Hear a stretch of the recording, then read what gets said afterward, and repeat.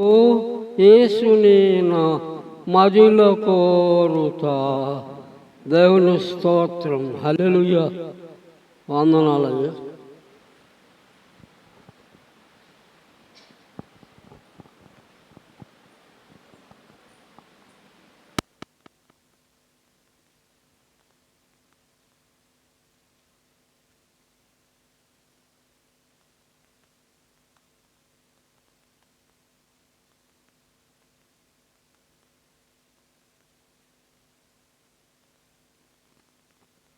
స్తోత్రమయ్యా.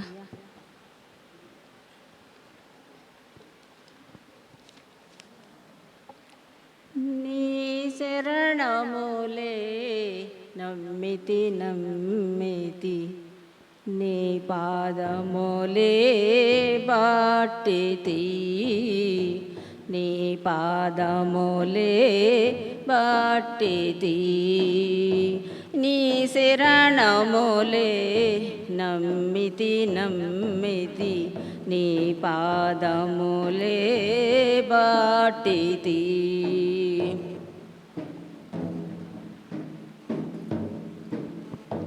దిక్కిక నీవే చక్కగా రావే, దిక్కిక నీవే చక్కగా రావే, మిక్కిలి మ్రోకుదు మ్రోకుదు మ్రోకుదు, నీ శరణములే నమ్మితి నమ్మితి, నీ పాదములే బాటితి, నీ పాదములే బాటితి. ఐకిక సుఖము లరచితి నిత్యము, ఐకిక సుఖము లరచితి నిత్యము, ఆహా ద్రోహిణి ద్రోహిణి ద్రోహిణి, నీ శరణములే నమ్మితి నమ్మితి, నీ పాదములే బాటితి, నీ పాదములే బాటితి. న్యాయముగాని నా క్రియలన్నీ, న్యాయముగాని నా క్రియలన్నీ, త్రోయుచు త్రోయుచు త్రోయుచు త్రోయుచు, నీ శరణములే నమ్మితి నమ్మితి, నీ పాదములే బాటితి, నీ పాదములే బాటితి. భావము మార్చి నా వెద తీర్చి, భావము మార్చి నా వెద తీర్చి, దేవర ప్రోవే ప్రోవే ప్రోవే, నీ శరణములే నమ్మితి నమ్మితి, నీ పాదములే బాటితి, నీ పాదములే బాటితి. అంచెల బుద్ధి వాంఛనయోద్ధి, చంచల బుద్ధి వాంఛనయోద్ధి, ఉంచక త్రుంచవే త్రుంచవే త్రుంచవే, నీ శరణములే నమ్మితి నమ్మితి, నీ పాదములే బాటితి, నీ పాదములే బాటితి.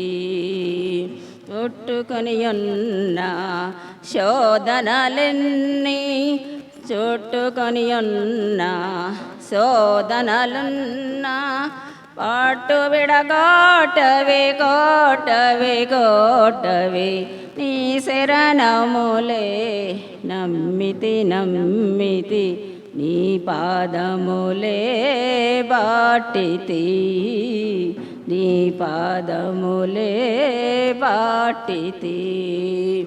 నాచు పిచాచి నరకుటగాచి, నాచు పిచాచి నరకుటగాచి, కాచుకు దాచవే దాచవే దాచవే నీ శరణములే నమ్మితి నమ్మితి నీ పాదములే బాటితి నీ పాదములే బాటితి యేసుని తోడా నెవ్వరు చాటి యేసుని తోడా ఎవ్వరు చాటి దోషము బాపుము బాపుము బాపుము నీ శరణములే నమ్మితి నమ్మితి నీ పాదములే బాటితి నీ పాదములే బాటితి. హల్లెలూయా.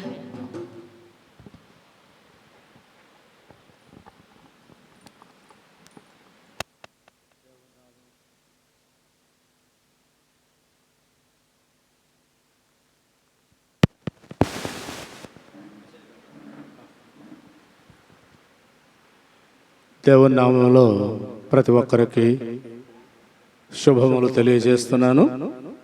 కూడి వచ్చిన సంఘానికి నా పక్షమున వందనాలు తెలియజేస్తున్నాను. ఇప్పటి వరకు పరిశుద్ధుడైన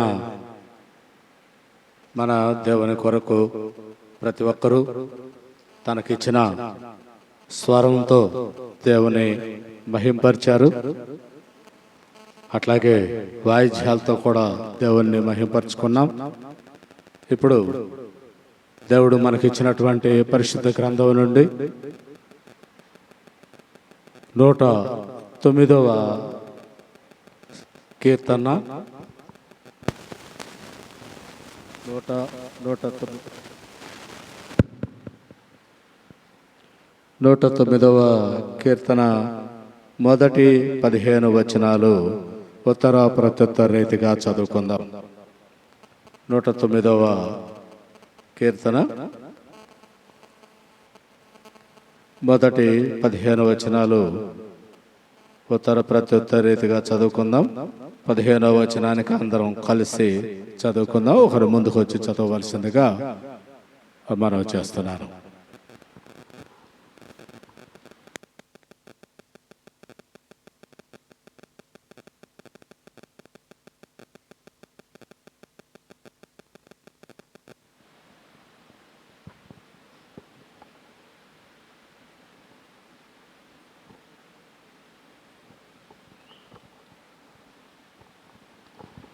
కీర్తనల గ్రంథము 109వ అధ్యాయము 1 నుండి 15 వచనాలు.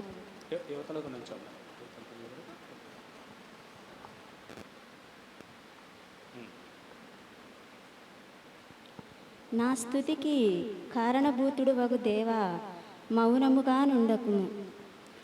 నన్ను చెరపవలెనని భక్తిహీనులు తమ నోరు కపటముగల తమ నోరు తెరిచి ఉన్నారు. నన్ను చుట్టుకొని నా మీద ద్వేషపు మాటలాడుచున్నారు, నిర్నిమిత్తముగా నాతో పోరాడుచున్నారు. నేను చూసిన ప్రేమకు ప్రతిగా వారు నా మీద పగబట్టి ఉన్నారు. అయితే నేను మానక ప్రార్థన చేయుచున్నాను. నేను చేసిన మేలునకు ప్రతిగా కీడు చేయుచున్నారు. నేను చూపిన ప్రేమకు ప్రతిగా నా మీద ద్వేషముంచుచున్నారు. వాని మీద భక్తిహీనులు అధికారం నుంచుము. అపవాది వాని కుడి ప్రక్కకు నిలువు కాక. వాడు విమర్శలోనికి తేబడినప్పుడు దోషి అని తీర్పునొందును గాక. వాని ప్రార్థన పాపమగును గాక.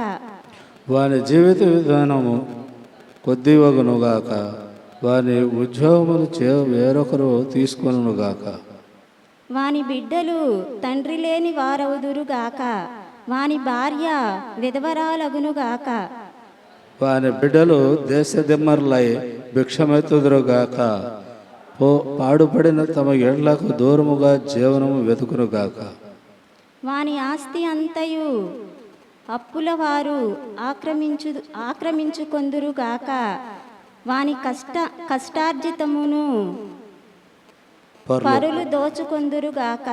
వానికి కృప చూపువారు లేకపోవుదురుగాక. తండ్రి లేని వాని బిడ్డలకు దయచూపు వారు ఉండకపోవుదురుగాక. వాని వంశము నిర్మూలము చేయబడునుగాక. వచ్చు తరమునందు వారి వారి పేరు మాసిపోవునుగాక.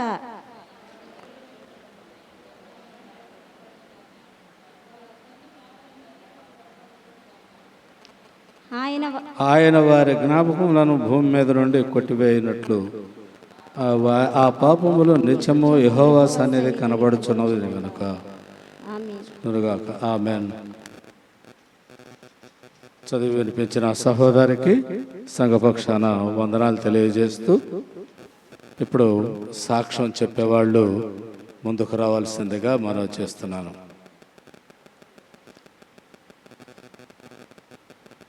సాక్ష్యం చెప్పేవాళ్ళు ముందుకు రావాల్సిందిగా మనవి చేస్తున్నాం.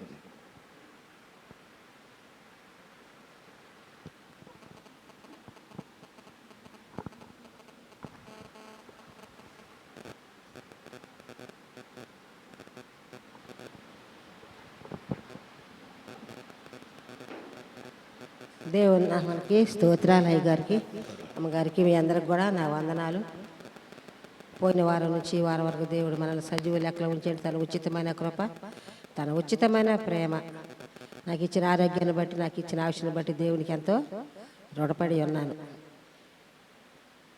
గొప్ప దేవుడు. మరి ఎన్ని కార్యాలు చేసి ఉన్నాడు దేవుడు నా పట్ల, ఎన్నో జరిగించి ఉన్నాడు. మరి మా కోడలో కొడుకు ఉంగరం పెట్టుకుని పోగొట్టింది ఇంటికాడ బట్టలు గుంజుకునేటప్పుడు. మరి దేవుని చిత్తం ఏమైనదో నాకు తెలియదు, కానీ మరి ఆయన చిత్తంలో ఉంది, మనకు తెలియదు. అది ఎక్కడ పడిందో కూడా తెలియదు. దగ్గరలో ఉండి ఎక్కడో బాగొట్టుకుంటే పోయింది అనుకునే, కానీ అది దగ్గరలో పడింది కాబట్టి అది కనపడలేదు. ఆయన చిత్తమైతే నా సొమ్ము అయితే దొరుకుద్ది, లేకపోతే లేదని చెప్పని మరి అనుకుంటున్నాం. దేవుని కృపను బట్టి మరి ప్రార్థన చేయాలని మీరు కూడా మరి కోరుచున్నాను. మరి నా కొడుకు కూడా ఎంతో న్యాయంగానే ఉంటాడు. అక్రంగా సంపాదించుకోవటం అక్రంగా ఉండదు. ఏ చిన్న వస్తువులు కూడా ఏవి కూడా అట్లా ఆశించేవాడు కాదు. అయినా మరి దేవుని చిత్తం ఏమైనదో తెలియదు కనుక మరి మీరు కూడా మరి ఆ బిడ్డ కోసం ప్రార్థించమని అడుగుతున్నాను. దేవుడు నా పట్ల చేసిన, నాకు ఇచ్చిన ఆరోగ్యాన్ని బట్టి, ఆవిషను బట్టి నా జీవితకాలం అంతా ఆయనకి సాక్షిగా ఉండాలి కాబట్టి, ఆయన సాక్షిగా ఉంటానని నేను చెప్పుకున్నాను కాబట్టి నా సత్య వరకు మరి ఆయన సాక్షిగా ఉండాలని నేను దేవుని కోరుచున్నాను. దేవుడు ఇచ్చిన సాక్ష్యాన్ని దీవించును గాక. ఆమేన్. ఇంకా ఎవరైనా?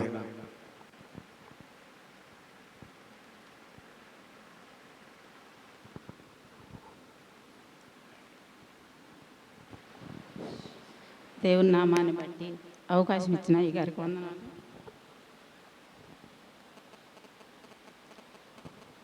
నా సాక్ష్యం ఏంటంటే, నా పిల్లకి రెండో అమ్మాయికి మధ్య వివాహం అయింది. మీ అందరికి తెలిసిన విషయం అది. ఫస్ట్ అసలు నాకు ఉండటానికి ఇల్లు లేదు. మా పెద్ద అమ్మాయి కాన్ఫ్యూషన్ అయ్యి మేము అద్దీంట్లోకి వెళ్ళాము. అయిన తర్వాత ఆ ఇల్లుని పట్టించుకోకపోతే అది శాంతం పాడైపోయింది. అంటే వివాహం చేయాలని అయితే అనుకోలేదు, కానీ అది శుభ్రంగా ఓడ తీసుకొని ఏదో ఒక చిన్నదే మార్గం చేసుకొని ఇల్లు వేసుకుందు లెక్క వద్దే కా ఇంట్లో అని నా తమ్ముళ్ళు అన్న మాట ప్రకారం నేను అక్కడే 2 సంవత్సరాలు ఉండిపోయాను. నా కూతుర్ని, నా మనవడిని సంఘం వస్తే అక్కడ పంపించేసిన తర్వాత ఇక్కడే ఉంటా కట్టుకుందాం అనుకున్నాను. నేను సడన్గా ఆ ఇంటి ఓనరు, ఆ బావ, ముక్కండి బావ ఖాళీ చేసి, అమ్మాయి నేను ఇక్కడ అద్దెలు కట్టలేకపోతున్నాను, నా ఇల్లు బాగు చేసుకొని నేను అక్కడికి రావాలన్నాడు. తర్వాత మేము మా ఇంటికి వెళ్ళినప్పుడు మా అమ్మాయికి వేరే వాళ్ళు అక్కడ వివాహం అయితే వచ్చి పెళ్ళి అడిగారు. అడిగితే లేదులేమ్మ నేను ఇప్పుడు చేయలేనని నేను మా ఇంటికి వచ్చేసాను. వచ్చిన తర్వాత మళ్ళా వాళ్ళు ఫోన్లు చేసి అడిగి చేసుకుంటామమ్మా, ఎంగేజ్మెంట్ అన్నా పెట్టుకుందాము, మా పిల్లని అనిపించుకుంటామని అన్నారు. ఉండటానికే ఇల్లు లేదు కదా, పెళ్ళి ఏం చేస్తామమ్మా అని నేను అన్నాను. అన్న తర్వాత మా తమ్ముళ్ళు అన్నారు, పద్దాక ఇల్లు లేదని బాధపడతావు ఎందుక్క, అడ్డ రోడ్లో బోల్డ్ ఇల్లు ఉన్నాయి, అద్దెకుండు, అద్దె నేను కడతాను అని అన్నాడు నా చిన్న తమ్ముడు.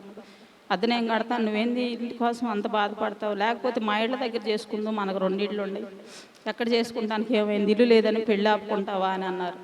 అన్న తర్వాత ఖాళీ చేయమ్మా అంటే ఎట్టకట్ట ఆ బావను బతిమలాడుకున్నాను. 1 నెల రోజులు ఆగు బావా, పెళ్ళి అయితే ఇక్కడ చేసుకుంటాను, తర్వాత వేరే ఇంటికి అద్దె ఇంటికి వెళ్ళిపోతాను, ఎందుకంటే ఇక్కడ నా వాళ్ళు అందరూ ఇక్కడ ఉంటే నేను అద్దె ఇంటికి ఎక్కడో అడ్డ రోడ్లోకి వెళ్తే పెళ్ళి అక్కడ చుట్టాలు ఇక్కడ కుదరదు అని అన్నాను. అమ్మాయి 1 నెల రోజులు అయితేనే కరెక్ట్ టైం ఇస్తాను, లేకపోతే ఊరుకోను నేను అన్నాడు. సరేనన్నా. ఇక్కడ ఇన్ని బతిమలాడి ఒప్పించుకున్నాను. వాళ్ళు భోజనాలకు వచ్చేటప్పుడు డేట్ చెబుతారు బావా, అప్పుడు నీకు ఫోన్ చేసి చెబుతానన్న. మే నెల దాకా చెబితే మాత్రం ఉండటానికి లేదమ్మాయి, ఈ లోపు అయితేనే నేను ఇస్తాను అవకాశం అన్నాడు. సరేనన్నాను. అన్న తర్వాత వాళ్ళు భోజనాలకు వచ్చేయలేదు. వాళ్ళని ఎప్పుడు పెట్టుకుందామని పిల్లలు అడిగితే నాకు టైం కావాలి, ఈయన్ని బతిమలాడి నేను 1 నెల రోజులని ఈయన్ని అడిగి ఒప్పించుకున్నాను.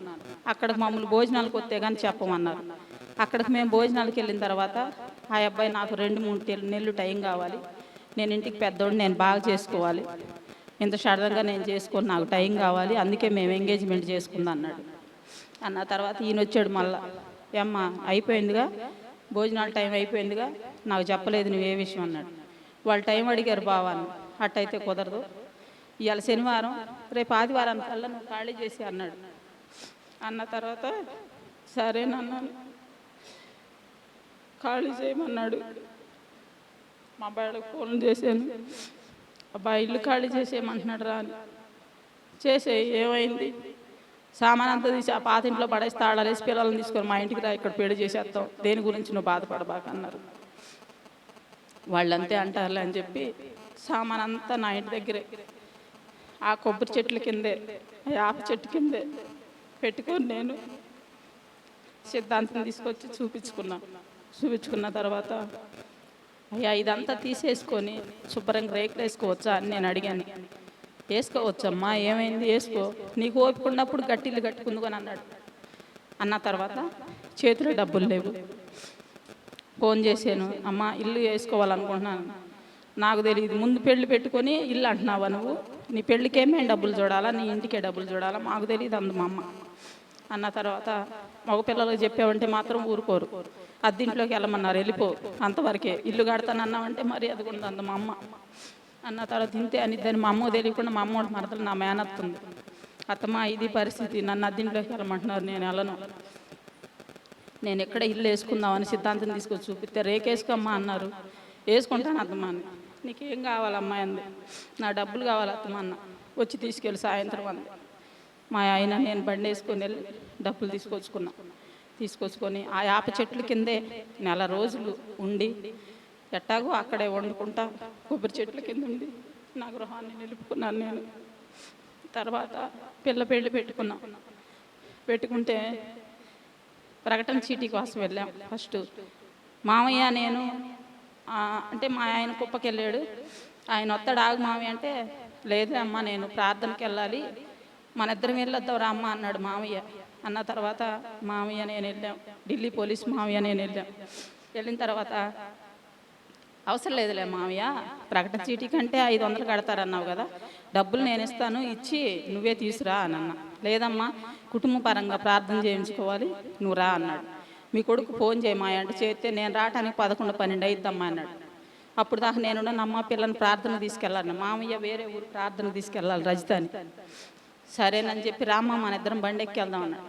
ప్రకటన చీటీ కోసం వెళ్ళి పాస్టర్ గారు ఉన్నాడు, ప్రార్థన చేయించుకున్నాను, కానుక పెట్టాను, తిరిగి వస్తున్నాం. వచ్చిన తర్వాత సత్యనారాయణ గారి ఇంటి మూలకు వచ్చాము. ఆ ధరన కరెంట్ ఎలపర్లు వాళ్ళందరూ రౌండ్గా నుంచొని మాట్లాడుకుంటున్నారు.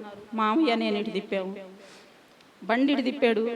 ఊళ్ళో సీతయ్య మామయ్య పెద్ద కొడుకు ఆవంతున సడన్గా వచ్చి మా బండికి టైరు గుద్దుతంతో నేను అమ్మా అని అరిచి, అంతడక్క పోలీసు ఉంది పెద్దది, ఏడుకొండల బాబాయ్ మూలన పోలీసు ఉంది. ఆ పోలీసు పక్కనే కోన్ రాళ్ళు 3 ఉన్నాయి వరుసన. ఆ 3 రాళ్ళకి తగలలేదు, ఈ కోన్ రాళ్ళకి తగలలేదు. ఆ పోలీసుకు పోయి నా తల గతామని గుద్దుకొని నాకేమైంది కళ్ళు కనపడకుండా దిమ్మరిపోయి అసలు నేను పలకుండా అట్టే పడి ఉండాను మెదలకుండా. మామయ్య అయితే ఇట్ట మోకాలు తండేసాడు. మామయ్యకి అయితే ఏం దెబ్బ తగలేదు. మోకాలు తండేసి చేయితో బండి ఆపుకొని సడన్గా లేసి యారా నీకు కళ్ళు కనపడతలేదా బండికి గుద్దేవంటే ఆ అబ్బాయి ఫుల్గా తాగి ఉన్నాడు. తాగి ఏం మాట్లాడకుండా సైలెంట్గా బండి లేపుకొని వెళ్ళిపోయాడు. నేను అట్టే లేమ్మలేలే అని చేయి పట్టుకొని ఆ కరెంట్ ఎలపర్లో వాళ్ళందరూ వచ్చి ఏమైందమ్మా అంటే నాకు నిరోమయం అయిపోయింది. చెయ్యట్టు పెట్టుకుంటే ఇక్కడ ఎంత లావును గొప్పి కట్టింది 5 నిమిషాల్లోనే. ఇక మా చెయ్యి మోకాలు అంతా దోకిపోయినాయి. పదమ్మ ఇంజక్షన్ చేపిస్తాను వెనకాల సీతి మాహి వచ్చాడు. ఏం జరిగింది అన్నాడు. అంటే మీ అబ్బాయి గుద్ది వెళ్ళిపోయాడు అని చెప్పారు వాళ్ళు. అయ్యో ఇంజక్షన్ చేపిస్తారా అమ్మ అంటే నాకు గిట్టదులే మామయ్య వద్దులే నేను వెళ్ళిపోతున్నానని వచ్చాను. తర్వాత నేను చాలా ఏడ్చుకున్నాను, నేను ప్రార్థన చేసుకున్నాను. ఎందుకంటే నా పరంగా అయితే నాకు తగిలితే అది ఓకే, ఎందుకంటే అది నా కార్యం కనుక. కానీ మామయ్యకి తగిలితే నేను ఎంత నింది మోసేదాన్ని అయ్యాలా. ఏసయ్య ఫస్ట్గా మేము ప్రకటన సిటీకి వెళ్తే ఇలా జరిగింది ఏందయ్యా నేనేం ప్రార్థన చేసుకున్నాను. మామయ్యకి అయితే ఏం దెబ్బలు తగలేదు, కొంచెం వాసి. ఆ రోజు మామయ్య కూడా ఉపవాసం ఉన్నాడు. మామయ్య ఏదైనా తాగు ఏమైనా టిఫిన్ చేయని కూడా అడిగాను నేను. ఏం వద్దమ్మా నేను ప్రార్థనకి వెళ్ళాలి అర్జెంటు కానీ వచ్చేసాం. ఆ రోజు అట్ట దెబ్బలు. అప్పుడు దేవుడు మమ్మల్ని కాపాడాడు. తర్వాత ఎంగేజ్మెంట్కి పిల్లలు వచ్చి వెళ్ళిపోయిన తర్వాత వాళ్ళు అబ్బాయి బండి వేసుకొని వెళ్తుంటే మారుతి కారు వచ్చి వాళ్ళని గుద్ది ఆ పిల్లలిద్దరికి ఏం తగలేదు, అవతల అబ్బాయికి ఏం తగలేదు. కారు కొంచెం మూల లైటు పగిలిందంట. ఏ ఊరు వాళ్ళరా ఎక్కడ వాళ్ళరా మీరని చెప్పి తాళం వేసి స్టేషన్లో ఇచ్చి వాళ్ళు వెళ్ళిపోయారు. ఆ సంగతి మాకైతే తెలియదు. తర్వాత మా చిన్న పిల్లోడికి ఫోన్ చేసి అన్న ఇట్టు చేశారంటే పోలీస్ స్టేషన్కి ఫోన్ చేసి సార్ ఇట్టు భోజనాల నిమిత్తం వచ్చారులే సార్ వదలండి సార్ అని మా అబ్బాయి ఫోన్ చేస్తే 2వ రోజు వాళ్ళు వచ్చి వాళ్ళ బండి తీసుకుని వెళ్ళిపోయారు. అదొకటి. ఆ విషయంలో దేవుడు మమ్మల్ని కాపాడాడు. ప్రతి ఒక్క విషయంలో దేవుడు మమ్మల్ని యేసయ్య వివాహం పెట్టుకున్న దగ్గర నుంచి ఎన్నో ఇరుకులు ఇబ్బందులు ఎన్నో సమస్యలు వచ్చినప్పుడు కూడా ఆ యేసయ్య కాపాడాడు. వివాహం అయిన తర్వాత కూడా చాలా విషయంలో వర్షాలు చెప్పారు, కండిలు అందరు కండిలు అయిపోయినాయి, అందరూ వెళ్ళిపోయినాయి. నా చేలు అయితే నిలువ ఆవంతులే ఉండే. ఒకటైతే జనాలు ఇరిసారు, రెండో కానీ పిలిచిన అది వచ్చి ఇరిసారు కానీ ఇంకో చేను అయిపోయింది. తాతయ్య ప్రార్థన రోజులు అయ్యా నువ్వే కాపాడయ్యా నేనైతే వెళ్తున్నానని చేనుకి వెళ్ళాను. కొంచెం చేను ఇరిసిన తర్వాత బాగా వర్షం వచ్చేసింది.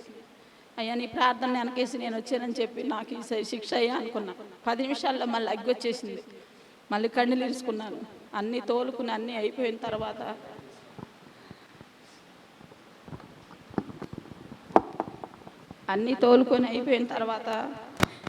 అందరి కండ్లు వెళ్ళిపోయినాయి. తండ్రి నేనైతే పెళ్లి చేస్తే 7 లక్షలు అయినాయి. అప్పుల్లో ఉన్నాను కదా, ఈ కండిలో తడిసిపోయి పాడైపోతే నేను ఎంతో నష్టపోతాను కదా. నిన్ను నమ్ముకున్న బిడ్డలు నువ్వెన్నడూ నష్టపరచవు కదయ్యా, నువ్వే కాపాడయ్యా అని నేను రోజు ఏడ్చుకుంటా ప్రార్థన చేసుకుంటాను. తర్వాత మిషన్ వేయటానికి శాసి వచ్చాడు. అయ్యా 3 రోజులు వర్షం చెప్పింది అయ్యా కండ్లు మీరు వేయొద్దానన్న. నీ పిల్లగాల వద్దు వేసుకో ఏం కాదు వేసుకో ఏం కాదు అని చెప్పి పట్టాలు తీసుకొచ్చి మాకంటే ముందు వాళ్ళే వేసేసారు. సగం మిషన్ వేస్తా ఉండగా వర్షం వచ్చేసింది. ఎమ్మంటే ఇత్తనాలకు కప్పేశారు, కండ్లకి కప్పేశారు. నాకు తెలుసు 7 ఇత్తనాలు వెళ్ళిపోవు మనకే చుట్టుకుంది అంతా అని చెప్పి నేను ఎంతో బాధపడుతున్నా. అయినా కానీ అగ్గి వచ్చింది, కండిలు వేసేసారు. ఇదంతా మాగాడి కనుక నారాయణ నువ్వు ఎండతో మాత్రం నీకు కుదరదు, ఏం చేస్తావు నీ ఇష్టం తీసుకొచ్చి మాగాట్లో పోసేవన్నారు అందరూ. ఈ రోజు దాటితే రేపటి 3 రోజులు వర్షం చెప్పారు అన్నారు. తండ్రి నేనేం చేయాలి, 3 రోజులు వర్షం అంట మొక్కలు మలిసిపోతాయి. ఊరకు పట్టా వేసి అంచులు తీస్తేనే చుట్టుపక్క మొలకలు వచ్చినాయి రాళ్ళ నిత్తనాలకి. ఈ పప్పులు అయితే ఊపిరాడకపోతే మొత్తం మొక్కలు వస్తాయి అని నేను ఆలోచించుకుంటా ఉన్నాను. ఉన్న తర్వాత బోకరు ఫోన్ చేశారు, అయ్యా రామయ్యా మిషన్ వేసామయ్యా విత్తనాలు వేసుకెళ్ళయ్యా వచ్చాను. 2 రోజులు కూడా ఎండబెట్టింది అట్టేసుకెళ్తాం అన్నాను. వచ్చి చూసుకయ్యా ముందని అన్నా. తర్వాత వచ్చి చూసి సరేలే వదిన ముఠా వాళ్ళని పంపిస్తాలా అంట వెళ్ళాడు. ముఠా వాళ్ళని పంపించిన దాకా మేము అక్కడే ఉన్నాం 10 గంటల దాకా కాలంలో. ట్రాక్టర్లకు విత్తనాలు వేసాము, వర్షం వచ్చి ఆ చివర చేలు తడిసి మొత్తం బళ్ళు ఇరుక్కుపోయినాయి 2. అయ్యా నువ్వు అనుకున్న రేటు కుదరదు, 1000 రూపాయలు ఎక్కువ అవుతుంది. ముఠా వాళ్ళు అటు దించాలన్నారు. 1000 రూపాయలు అయినా బాధ లేదయ్యా, ముందు గింజలు చేస్తే చాలు అనుకున్నా నేను. తర్వాత సరేనన్నాడు. ఈయన చిన్న చెట్టు దగ్గర కాసిన దించారు, వంశను కాసిన దించారు, ఇంకో ట్రక్కు రప్పించారు. ఎట్టయితే చిన్న చెట్టు దగ్గరికి చేరు నీ గింజలన్నీ అవి వెళ్ళిపోయిన తర్వాత మళ్ళీ కాటలోడి దగ్గరికి వెళ్తే మేము వేసుకోవట్లేదు ఇక్కడ ఈ నడుజామున 11 గంటలప్పుడు గింజలు వేసుకొచ్చారండి, మేము వేసుకో చేపురోలు తీసుకెళ్ళండి అన్నారు. ఈ టయాన్ని చేపురోలు నేనే ఆడ తీసుకెళ్ళలేదయ్యా ఒక్క మనిషిని. పిల్లలు వెళ్ళే రోజు మా ఆయన వాళ్ళకి ఒక్క తాటి గెల వాళ్ళ అన్నయ్యని కొయ్యటం కోసం అని అడగటానికని వెళ్ళాడు. అన్నయ్య ఒక్క తాటి గెలగోయో ఆ పిల్లలు వెళ్తున్నారంటే నేను ఎక్కట్లేదయ్యా ఈ మధ్య చెట్లు నేను ఎక్కట్లేదు అన్నాడంట. అన్నప్పుడు చానాల నుంచి ఈ చెట్టు ఎక్కట్లేదు, ఏమైద్ది అని చెప్పి ఊరక గడబెట్టి కొయ్యిపోయేసరికి కోసి నీ కింద పడ్డాయి. ఆయన అయితే చెట్టు గట్టిగా వాటేసి చెట్టు జారిపోతున్నానే, కానీ 1 గంట టైంలో జారేసరికి ఈ 2 తొళ్ళు 2 చేతులు మొత్తం అసలు కోడికి తోలు తీసేసినట్టుగా ఊడిపోయి రక్తం అంతా కారిపోతా వచ్చాడు ఇంటికి. ఆ చేతులు అట్టాగుండయి. వీళ్ళు చూస్తావా అటురా నారాయణ ఇటురా నారాయణ అని పిలుస్తున్నారు. గింజలు వేసుకెళ్ళిన తర్వాత ఏడగా చేపురోలు వెళ్ళమన్నారు. జోరు వర్షం పడుతుంది. మా ఇంటి దగ్గర ఉన్న పట్టాలన్నీ తీసుకెళ్ళి ట్రాక్టర్ కట్టాడు. ఇక తప్పుడు ఎవరు రారయ్యా నువ్వు వెళ్ళినా వేస్ట్ అని అన్నారు. ఆ లారీ తీసుకొచ్చి సత్యనారాయణ గారిని బతిలాడి, అన్న నేను గింజలు వేసుకెళ్తే వాళ్ళు ఇప్పుడు అలా దించం ముఠ వాళ్ళు ఎవరు లేరు, నీ ఇష్టం వచ్చినప్పుడు తెస్తే తీసుకుంటాం అన్నారు. ఈ ట్రాక్టర్ని ఒకరు నీ ఇంటి దగ్గర పెట్టాను, నన్ను పెట్టుకుని నారాయణ ఏమైద్ది అరిగిపోయిద్దా అని చెప్పి సత్యనారాయణ గారు 11 గంటలప్పుడు గేటు తీసి పట్టా అంతా కట్టేసి పెట్టుకున్నాడు. తెల్లారి పొద్దున్నే తీసుకెళ్ళి అది అక్కడ చేబ్రోలు ఇక్కడ అయ్యే పని చేబ్రోలు వెళ్ళాల్సి వచ్చింది. అక్కడికి వెళ్ళిన తర్వాత ఆయన మిషన్ వేసిన రోజే వచ్చినాయి అనుకుంటా గింజలు, కింటాకు వచ్చి 2 కేజీలు తీసేయాల్సిందే నారాయణ అని అన్నాడు. తీసేసుకోండి అయ్యా, మరి చేసేదే ఉంది, తప్పు మాదే కదా, 2 రోజులు ఎండబెట్టలేదు కదా, తీసేసుకోండి అన్నాడు. అయినప్పటికీ తీసేసేది. చాలా విషయంలో కానీ నా బిడ్డ వివాహంలో కానీ నేను ఆడపిల్లలైనా కానీ నేను ఏనాడు దిగులు పడలేదు, వెంగపడలేదు. నా దేవుడు నన్ను కాపాడుతాడు ప్రతి ఒక్క విషయంలో. నా భర్త చెట్టు మీద నుంచి పడ్డా కానీ దేవుడు ఆశీర్వదించాడు. నేను పడ్డా కానీ నాకు ఏ ప్రమాదం లేకుండా చేశాడు. వివాహం కూడా ఎంతో ఘనంగా జరిపాడు.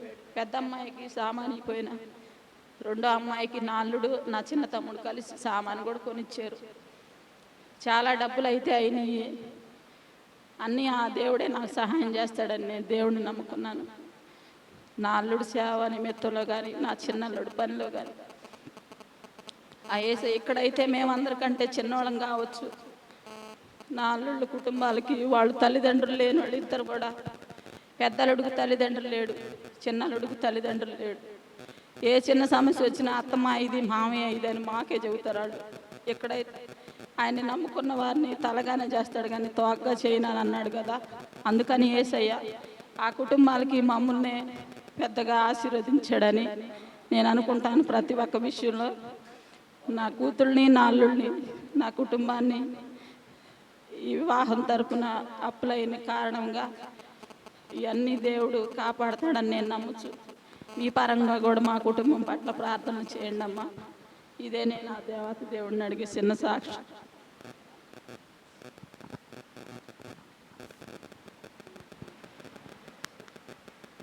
ఇంకెవరైనా సాక్ష్యాలు చెప్పేవాడు ఉన్నారా?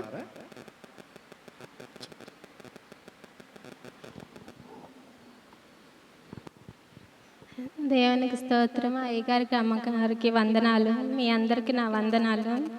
నేను పోయిన ఆదివారం ప్రేయర్కి వెళ్ళి వస్తున్నాను. ప్రేయర్కి వెళ్ళి వస్తుంటే ఇంకా అడ్రోడ్ దాకా వచ్చాను బస్సులో. దిగిన తర్వాత ఎండగా ఉందిలే, ఏదన్నా వాహనం ఎక్కి వెళ్దాంలే, ఏదో ఒక బండి అని నుంచున్నాను అడ్రోడ్ కాడ. నుంచిన తర్వాత ఒక ఆటో వెళ్ళింది. మన ఊరికి వస్తుంటే ఆటో వెళ్ళినైనా బార్కి వెళ్ళకుండా అక్కడ ఆగారు. ఆగితే సరే బులిసిన అన్నయ్య వచ్చాడు, అడ్రోడ్ కాడ డ్రైవర్. ఆయన ఎక్కమ్మా అక్కడ దింపుతాలి అంటే ఆయన బండి ఎక్కాము. ఆ ఆటో ఆయన అక్కడ క్రేన్ ఒకటి అడ్డం ఉంది పుల్లైతాళ్ళ దగ్గర. ఇక అడ్డం ఉండేసరికి ఆటో వెళ్ళి ఆ క్రేన్ చాటున మరి మందు తాగుతున్నారు ఏందో ఏం చేస్తున్నారో అక్కడ ఆగుంది. మేమేమో ఇంటికి వస్తుంటే వాళ్ళు మరి టర్నింగ్ తిప్పడానికి ఇటు రోడ్డు కల్లే తిప్పేశారు. మేము చూస్తానే ఉన్నాం. ఆయన బ్రేక్ వేయలేదు, ఈ బుల్సిన అనే కూడా బ్రేక్ వేయలేదు. సైడ్కి వస్తున్నా సరే గుద్ది పడేశారు మమ్మల్ని. గుద్దిన తర్వాత ఎగిరి కింద పడ్డాం ఇద్దరం. అంకులను మేము ఎగిరి కింద పడ్డాం. ఆటో ఆయన ఇంకా ఎట్టబడ్డాం మాకే తెలీదు. నాకైతే మా కాళ్ళకి దెబ్బ కొంచెం డోకపోయింది, ఆయన కాళ్ళకి దెబ్బ తగిలింది. ఇంకా ఆ, అంత దెబ్బలేం తగలలేదు కానీ ఇరగలేదు, కొంచెం డోకపోయినాయి అంతే. ఇంకా ఎట్లా కొట్లా ఆయన మీద వాదన ఆడారు. కట్టింపూడి జనాలందరూ వచ్చి ఎలారా చూసుకునేదని, ఏ ఊరు అసలు మీది, ఎందుకు వచ్చారని 4 మాటలు అనేసరికి సారీ అన్న చూసుకోలేదులే అని ఇక చెప్పి పంపించేశారు. ఏ దెబ్బలు తగలకుండా ఉన్నందుకు దేవునికి స్తోత్రం. ఈ చిన్న సాక్ష్యం దేవుడు దీవించిన. ఆమేన్. ఇంకెవరైనా లేనట్లయితే ఈరోజు వాక్యపరచు. ఓకే.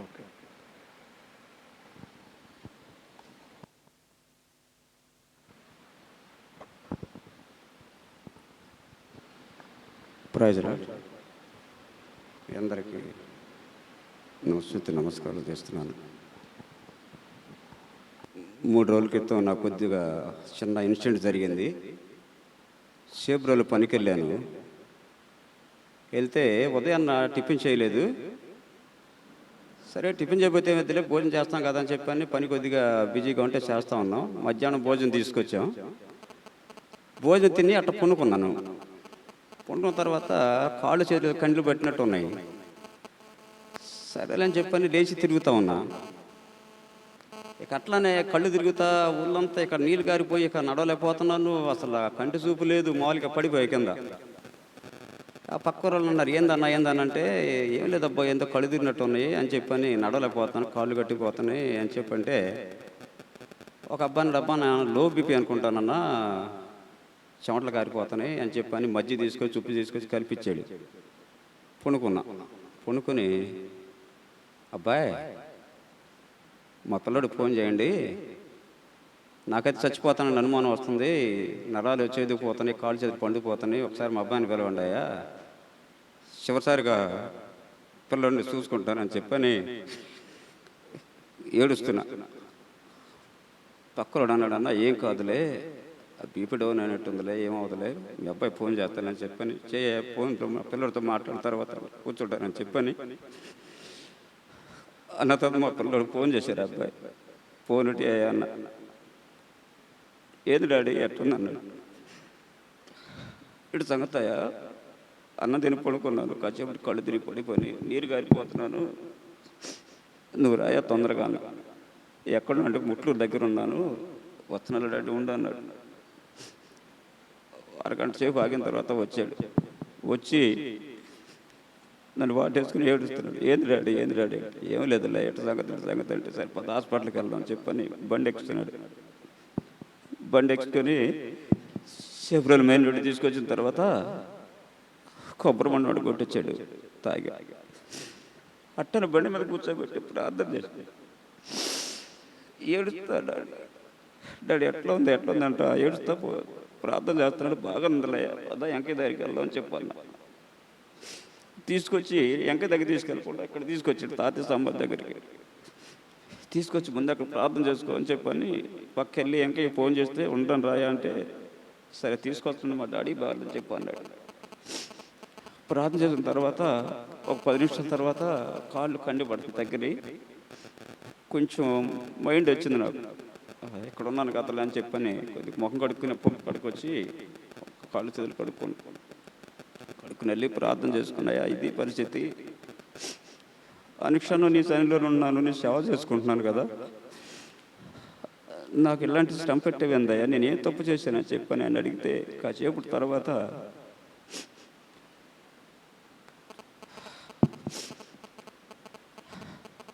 ఇంటికి వెళ్ళి పడుకున్న తర్వాత కొద్దిగా కళ్ళు మూసుకున్నాను. ఎవరు వచ్చి, నీకు ఏమి కాదులే కానీ, నీకేమి కాలేదు, అంత బాధపడాల్సిన అవసరం లేదని చెప్పి వెళ్తున్నాడు. ఎవరు కానీ నాకైతే అనుమానం వచ్చింది, ఎవరో లేదు నాకు, ఎవరు వచ్చిన బయట వాళ్ళు వచ్చి చెప్పి వెళ్తున్నారు కావాలని అనుకున్నాను. నాకు అసలు మైండ్ లేదు సరిగా, ఆలోచిస్తా పడుకున్నాను. అంతలోకి మా ఆవిడ వచ్చి ఏందంటే సంగతులే అన్న. సరే స్నానం చేస్తామంటే చేస్తానమ్మంటే వేడి నీళ్ళు కాసిస్తాను పోసుకొని చెప్పండి, వేడి నీళ్ళు కాసి పోసుకున్నాను. అట్లా ట్యాబ్లెట్ వేసి పడుకున్నాను. సాయంత్రానికి నొప్పులు తగ్గినాయి, పడుకున్నాను. మొక్కలు వచ్చి డాడీ తగ్గిందా లేకపోతే హాస్పిటల్కి వెళ్దాంపా అన్నాడు. వద్దులే తగ్గిందిలే అన్న. ఆ దేవుడి దయ వల్ల నాకు ఏమి కాలేదు. ఏమి కాదనుకున్న నమ్మకం ఉంది. ఆ సొలొమోను గారి దయ వల్ల, ఆ దేవుడి దయ వల్ల నాకు ఏం కాలేదు. ఇప్పటి వరకు బాగానే ఉన్నాను. మీ దయ అందరి వాళ్ళు ప్రార్థన చేయండి అని చెప్పి వేరుకుంటాను. ఆమేన్. ఇంకా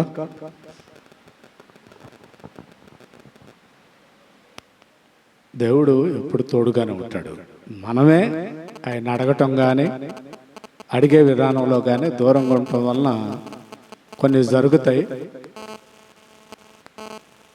అప్పుడైనా మనం తలిస్తే ఆ ప్రమాదం నుంచి యువతలకు తీసుకొస్తాడు.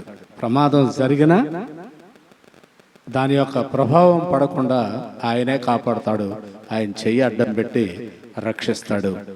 అందువల్ల ఖచ్చితంగా మనం ప్రతిరోజు ప్రార్థనలో ఉంటాం చాలా శ్రేయస్కరం. అందుకే ఉదయాన్నే ప్రార్థన దేని కొరకంటే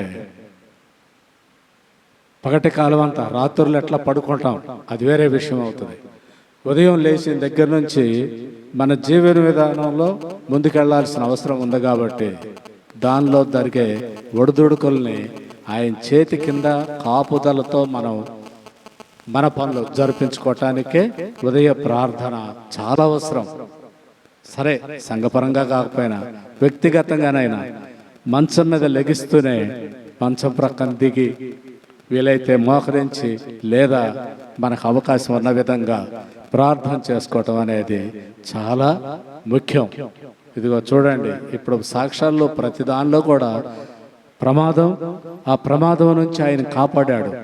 చిన్న చిన్న దెబ్బలతోనో లేకుంటే దెబ్బలు తగలకుండానో క్షేమంగా చేర్చాడు. అదే ప్రార్థన జరిగితే, ప్రార్థన ద్వారా మనం బయటికి వెళ్ళి ఉంటే ఆ ప్రమాదం కూడా జరిగేది కాదు. కాబట్టి మనం ప్రార్థనాపూర్వకమైనటువంటి జీవితం గడపాలని ఆశిస్తూ ఈరోజు మన పరిశుద్ధ గ్రంథం నుండి సామెతల గ్రంథంలోని పాఠ్యాంశాన్ని చదువుకుందాం. సామెతల గ్రంథం 16వ అధ్యాయం 20 నుంచి 22 వచనాల వరకు ఒకరి ముందుకు వచ్చి చదవవలసిందిగా కోరుతున్నాను.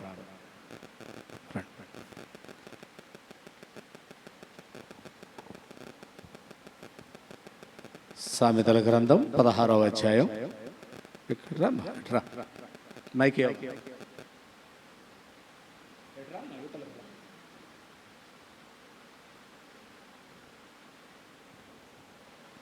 సామెతల గ్రంథం 16:20 22 వరకు. ఉపవాసమునకు చెవి ఎగ్గువాడు మేలు నందును, యెహోవాను ఆశ్రయించినాడు ధన్యుడు. జ్ఞాన హృదయుడు వివేకి అనబడును. రుచిగల మాటలు పలుకుట వలన విద్య ఎక్కువడును. తెలివిగలవానికి వారి తెలివి జీవపు ఓట, మూడులకు వారి మూఢత్వమే శిక్ష. చాలా చదువు వినిపించిన సహోదరికి సంఘపక్షాన వందనాలు తెలియజేస్తూ చిన్న ప్రార్థన చేసుకుందాం. మహోన్నతుడా, మా పరమ తండ్రి, ఈ మధ్యాహ్న కాల సమయంలో ప్రభువా మిమ్మల్ని ధ్యానిస్తూ ఉన్నాం. ఈ ఉపవాస ప్రార్థన కూడిక గత శనివారపు నుండి ఈ శనివారం వరకు ప్రభువా మీరు మమ్మల్ని అందరినీ కాచి కాపాడుతూ దీవిస్తున్నందుకై వందనాలు తండ్రి. గడిచిన శనివారపు ప్రార్థనలో మిమ్మల్ని వేడుకున్నాం. అప్పటి నుంచి ఇప్పటి వరకు ఎలాంటి కష్టాలు నష్టాలు లేకుండా మీ కాపుదల్లో నడిపించినందుకై వందనాలు ప్రభువా. ఈరోజు మీ యొక్క వాక్యాన్ని పరిశుద్ధ గ్రంథం నుండి లేఖన భాగాన్ని చదువుకొనగా దాన్ని వివరించి మాకు జ్ఞానోదయాన్ని కలిగించమని వేడుకుంటున్నాను ప్రభువా. మీ సిలువ చాటున నన్ను మరుగుపరిచి నా నోటిని మీరు బోరగా వాడుకొని నాయన ఈ వాక్యాన్ని మాకు స్పష్టంగా అర్థమయ్యేలాగున మీ కృపతో అనుగ్రహించి మీరు మాట్లాడి దీవించమని ఈ మాటలు అన్నీ కూడా నాయన మేము చక్కగా అర్థం చేసుకునేలాగా వివరించమని ప్రభు పేరట వేడుకుంటూ ప్రార్థిస్తున్నాను తండ్రి. ఆమేన్. ప్రభునందు ప్రియ క్రైస్తవ సంఘమా, ఈరోజు పాత నిబంధన గ్రంథం నుండి సామెతల్లో మనం ఇప్పుడు చదువుకున్నాం. 16వ అధ్యాయం 20 నుండి 22 వచనాలు చదువుకుందాం. మరొకసారి వీటిని వివరించుకునే ప్రయత్నం చేద్దాం. 20వ వచనం గనక మనం చూసినట్లయితే, ఉపదేశమునకు చెవు యొగ్గువాడు మేలునందును, యెహోవాను ఆశ్రయించువాడు ధన్యుడు.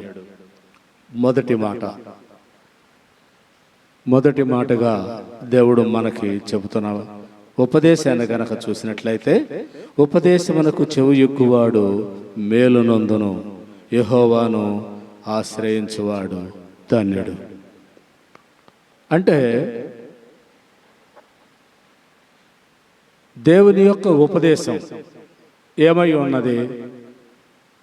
దేవుని యొక్క ఉపదేశం ఏంటి? ఉపదేశం అంటే ఆయన చెప్తున్నటువంటి ఆ మాటలు, లేకపోతే మనకు అవసరమైనటువంటి విధానం రూపకల్పించి, ఆ రూపకల్పనలో మనల్ని నడపటానికి గాను ఒక విధానాన్ని, ఒక మార్గాన్ని ఏర్పాటు చేశాడు. ఆయన ఏం చెప్తున్నాడు? ఆ మార్గాన్ని అనుసరించి జీవించమంటున్నాడు. ఉదాహరణకి ఆయన ఇచ్చినటువంటి మార్గం ఏంటి? మొదటిగా మోషే గారి ద్వారా 10 ఆజ్ఞలు ఇచ్చాడు. ఆ 10 ఆజ్ఞల ద్వారా ఏం చేయమన్నాడు? వాటిని తూచా తప్పకుండా పాటించమన్నాడు. అదేంటి? మనకి ఇవ్వబడినటువంటి ఉపదేశం. ఆ ఉపదేశాన్ని అనుసరించి గనక మనం నడిస్తే, దాన్ని చెవియొక్కటం అంటే మనకి జీర్ణింప చేసుకుంటే, వాటిని స్పష్టంగా గనక అర్థం చేసుకొని వాటి ప్రకారం గనక మనకు జీవిస్తే ఏమవుతుందంట? మేలు జరుగుద్ది అంటున్నాడు. ఈ ఉపదేశం ఆయన చెప్పినటువంటి మాట చొప్పున, లేకపోతే ఆయన ఇచ్చినటువంటి మార్గం చొప్పున మనం గనక ప్రయాణం జరిగించినట్లయితే, ఆ ప్రయాణంలో ఎలాంటి ఒడిదుడుకులు లేకుండా మేలుతో మనం జీవించగలుగుతాం.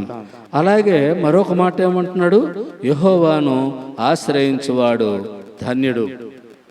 ఆ ఉపదేశాన్ని చెప్పిన వాడెవరు? ఆ ఉపదేశాన్ని మనకు చెప్పిన వాడే ఎవరు? మనకు అందించింది ఎవరు? తండ్రి అయిన దేవుడు. ఆ దేవుడికి మనం ఏం పెట్టుకున్నాం పేరు?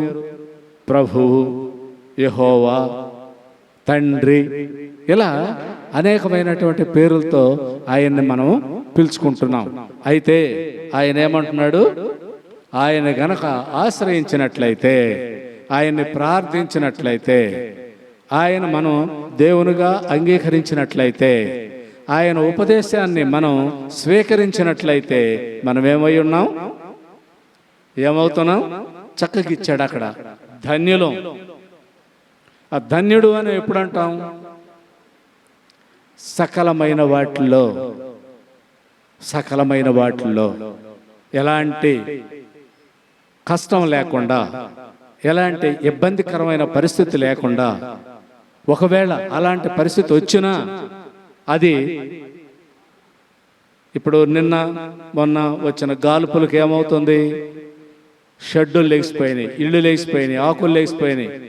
ఒకవేళ మనకి ఇక్కడ గ్రామంలోనైతే ఆ తాటాకులు ఇల్లే అనుకుందాం. ఒకవేళ లెగిస్తే దానికి ఏముంటుంది? తాటాకి ఏముంటుంది? ఆ రంపంలాగా ఉంటుంది మట్టకి. ఒకవేళ తెగితే ఎంత ప్రమాదం. అలాంటి జరగకుండా ఉండాలి అని అంటే ఆయన కృప మనకున్నట్లయితే మనం ఏమవుతాం? ధన్యులు అవుతాం. ఆ ధన్యత ఏం చేస్తుంది? సాతాను ఇది బయటికి తీసుకొచ్చినా అది మనకి తగలకుండా ప్రక్క నుంచి వెళ్ళిపోతుంది. ఆయన ప్రక్కగా నెట్టేస్తాడు, ఆయన నోటితో ఊదుతాడు, దాన్ని మనకు తగలకుండా. ఆ ఊదిన ఆయన స్పర్శకు దూరంగా వెళ్ళిపోతుంది. అప్పుడు మనం ఎవరమే? ధన్యులం. ఎందువల్ల? ఆయన మాటను విన్నవాళ్ళం కనుక, ఆయన మాట చొప్పున మనం జీవిస్తున్న వాళ్ళం చొప్పున ఆయన మనకి ఎలాంటి ప్రమాదం జరగకుండా చూస్తాడు. ఆ తర్వాత ఏమంటున్నాడు? జ్ఞాన హృదయుడును వివేకై అనబడును. జ్ఞాన హృదయుడు వివేకి అనబడును. జ్ఞానం ఎక్కడి నుంచి వస్తుంది? ఇప్పుడు ఇది రాసింది సలోమన్ గారు, అవునా? సలోమన్ మహారాజ్ రాశాడు సామెతల్ని. ఆయన ఏం చెప్తున్నాడు? ఆయన ఏమడిగాడు? చాలా చిన్న వయసులో చక్రవర్తిగా నామినేట్ చేశాడు దేవుడు. నీకేం కావాలి అని అన్నప్పుడు ఆయన ఏమడిగాడు? నాకు జ్ఞానం కావాలని అడిగాడు. ఈ జ్ఞానం కల్లవాడిని దేవుడు ఏమని పిలుస్తున్నాడు? జ్ఞాన హృదయుడు వివేకి అనబడును, తెలివైనోడు. అవునా? ఉదాహరణకు మనం తీసుకుందాం. ఇప్పుడు అనేకమైనటువంటి పరీక్షలు రాస్తున్నారు పిల్లలు. ఒకళ్ళొక్కళ్ళకి ఒక్కొక్క విధమైన మార్కులు వచ్చినాయి, ఒక్కొక్క విధంగా పాస్ అయ్యారు. వాళ్ళని ఏమంటాం? ఫస్ట్ క్లాస్ వచ్చినోడిని ఏమంటాం? తెలివైనోడు అంటాం. అంటే దేవుడిచ్చిన జ్ఞానంతో తన యొక్క ఆ జ్ఞానాన్ని ఆ పేపర్ మీద ఎప్పుడైతే పెట్టాడో వాడిని ఏమన్నాం? తెలివైన వాడు అన్నాం. అది ఎక్కడి నుంచి వచ్చింది? దేవుని దగ్గర నుంచి వచ్చింది.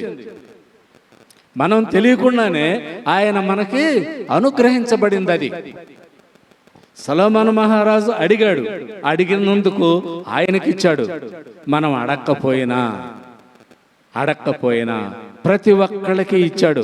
అయితే అది చెవియొగ్గి మనలో నింపుకున్నప్పుడు అది సద్వినియోగం చేయబడుతుంది. ఆ తర్వాత ఏం చెప్తున్నాడు? రుచిగల మాట పలుకుటల వలన విద్య ఎక్కువగును.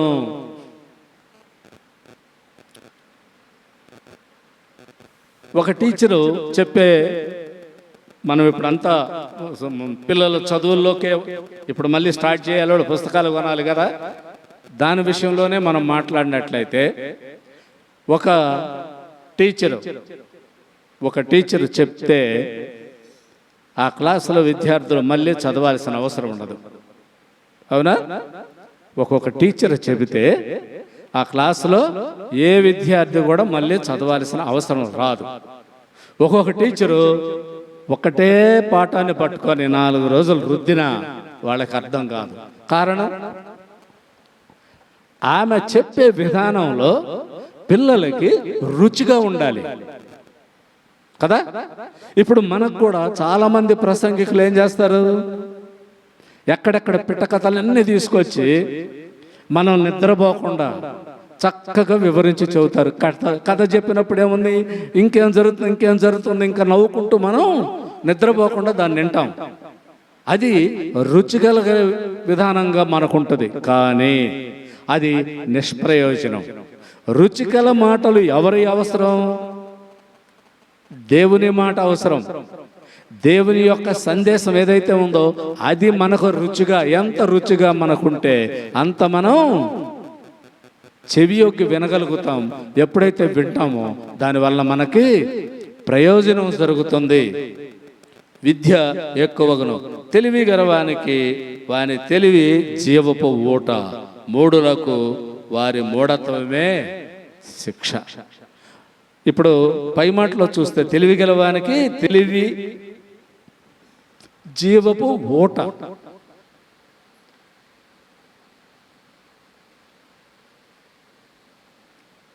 ఎప్పుడైతే మనం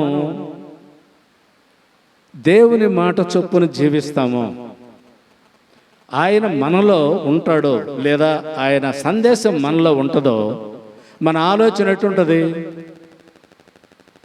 ప్రేమ వైపు, ఒక మంచి మార్గం వైపు ఉంటుంది.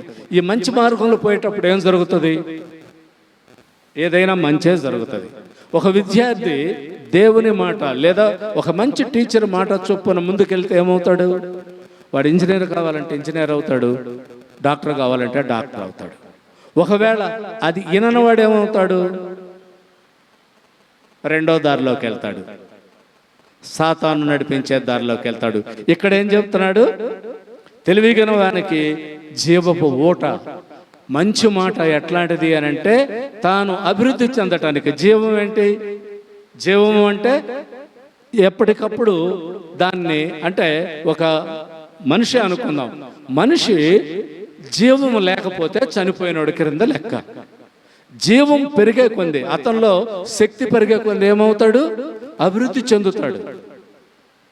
ఇక్కడ ఒక వ్యక్తిని కనుక మనం తీసుకున్నట్లయితే అతను జీవపు ఊట వచ్చే కొంది అతను సామాజికంగాను, అతను చేసే పనిలోను, చేసే వృత్తిలోను ముందుకెళ్తాడే కానీ వెనక్కి రాడు.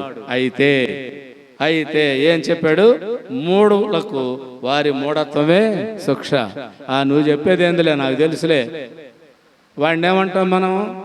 వీడు మూర్ఖుడు రా, వీడు చెప్తే వినడు, వదిలేసేయండి అంటాం. అయితే వాడికి జరిగేది ఏంటి? వాడికి ఏం జరుగుతుందమ్మా? శిక్ష పడుతుంది. మనం చెప్తాం, తల్లిదండ్రులు చెబుతారు పిల్లలకి, నాయనా జాగ్రత్త జాగ్రత్త, ఇది చెడ్డ అలవాటు, ఇది మంచిది కాదు, ఇది కుటుంబానికి నష్టం తీసుకొస్తుంది అన్నప్పుడు వినుంటే, చేసిన వాళ్ళు విన్నవాళ్ళు ఉన్నారు. వినడం వల్ల ఏమైంది? వాళ్ళు శిక్ష తప్పించుకొని సమాజంలో జీవపు ఊటగా అయ్యారు. అది వినని వాడేమయ్యాడు?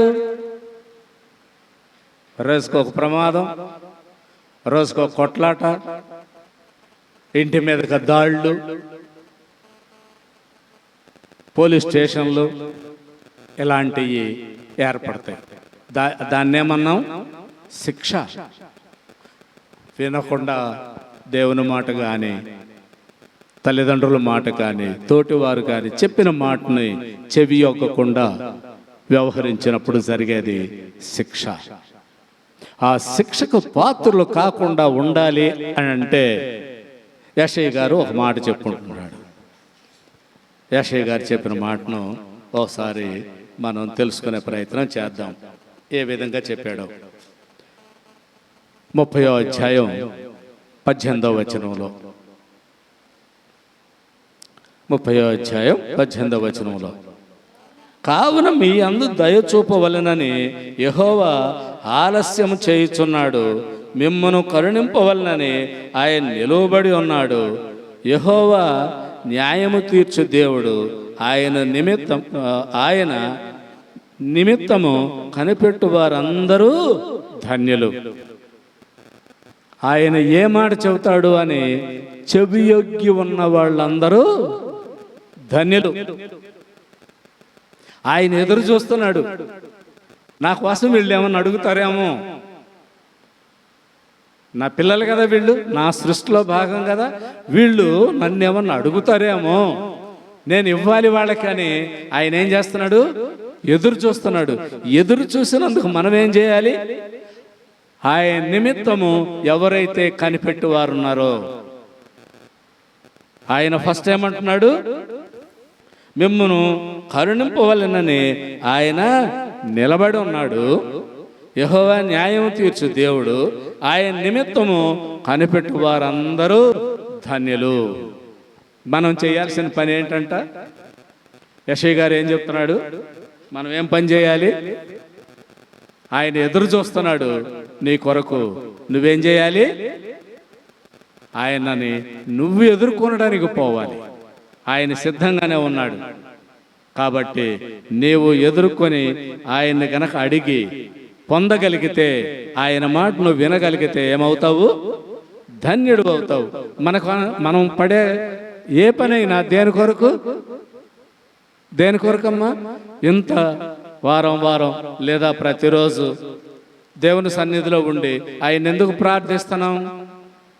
ఆయన ఇచ్చేటువంటి ధన్యత పొందడానికి.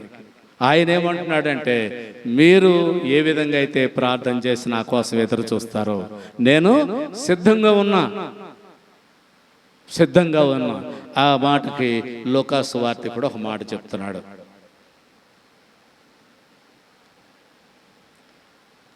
లూకా సువార్తికుడు చెప్తున్నాడు 6వ అధ్యాయం 40వ వచనంలో,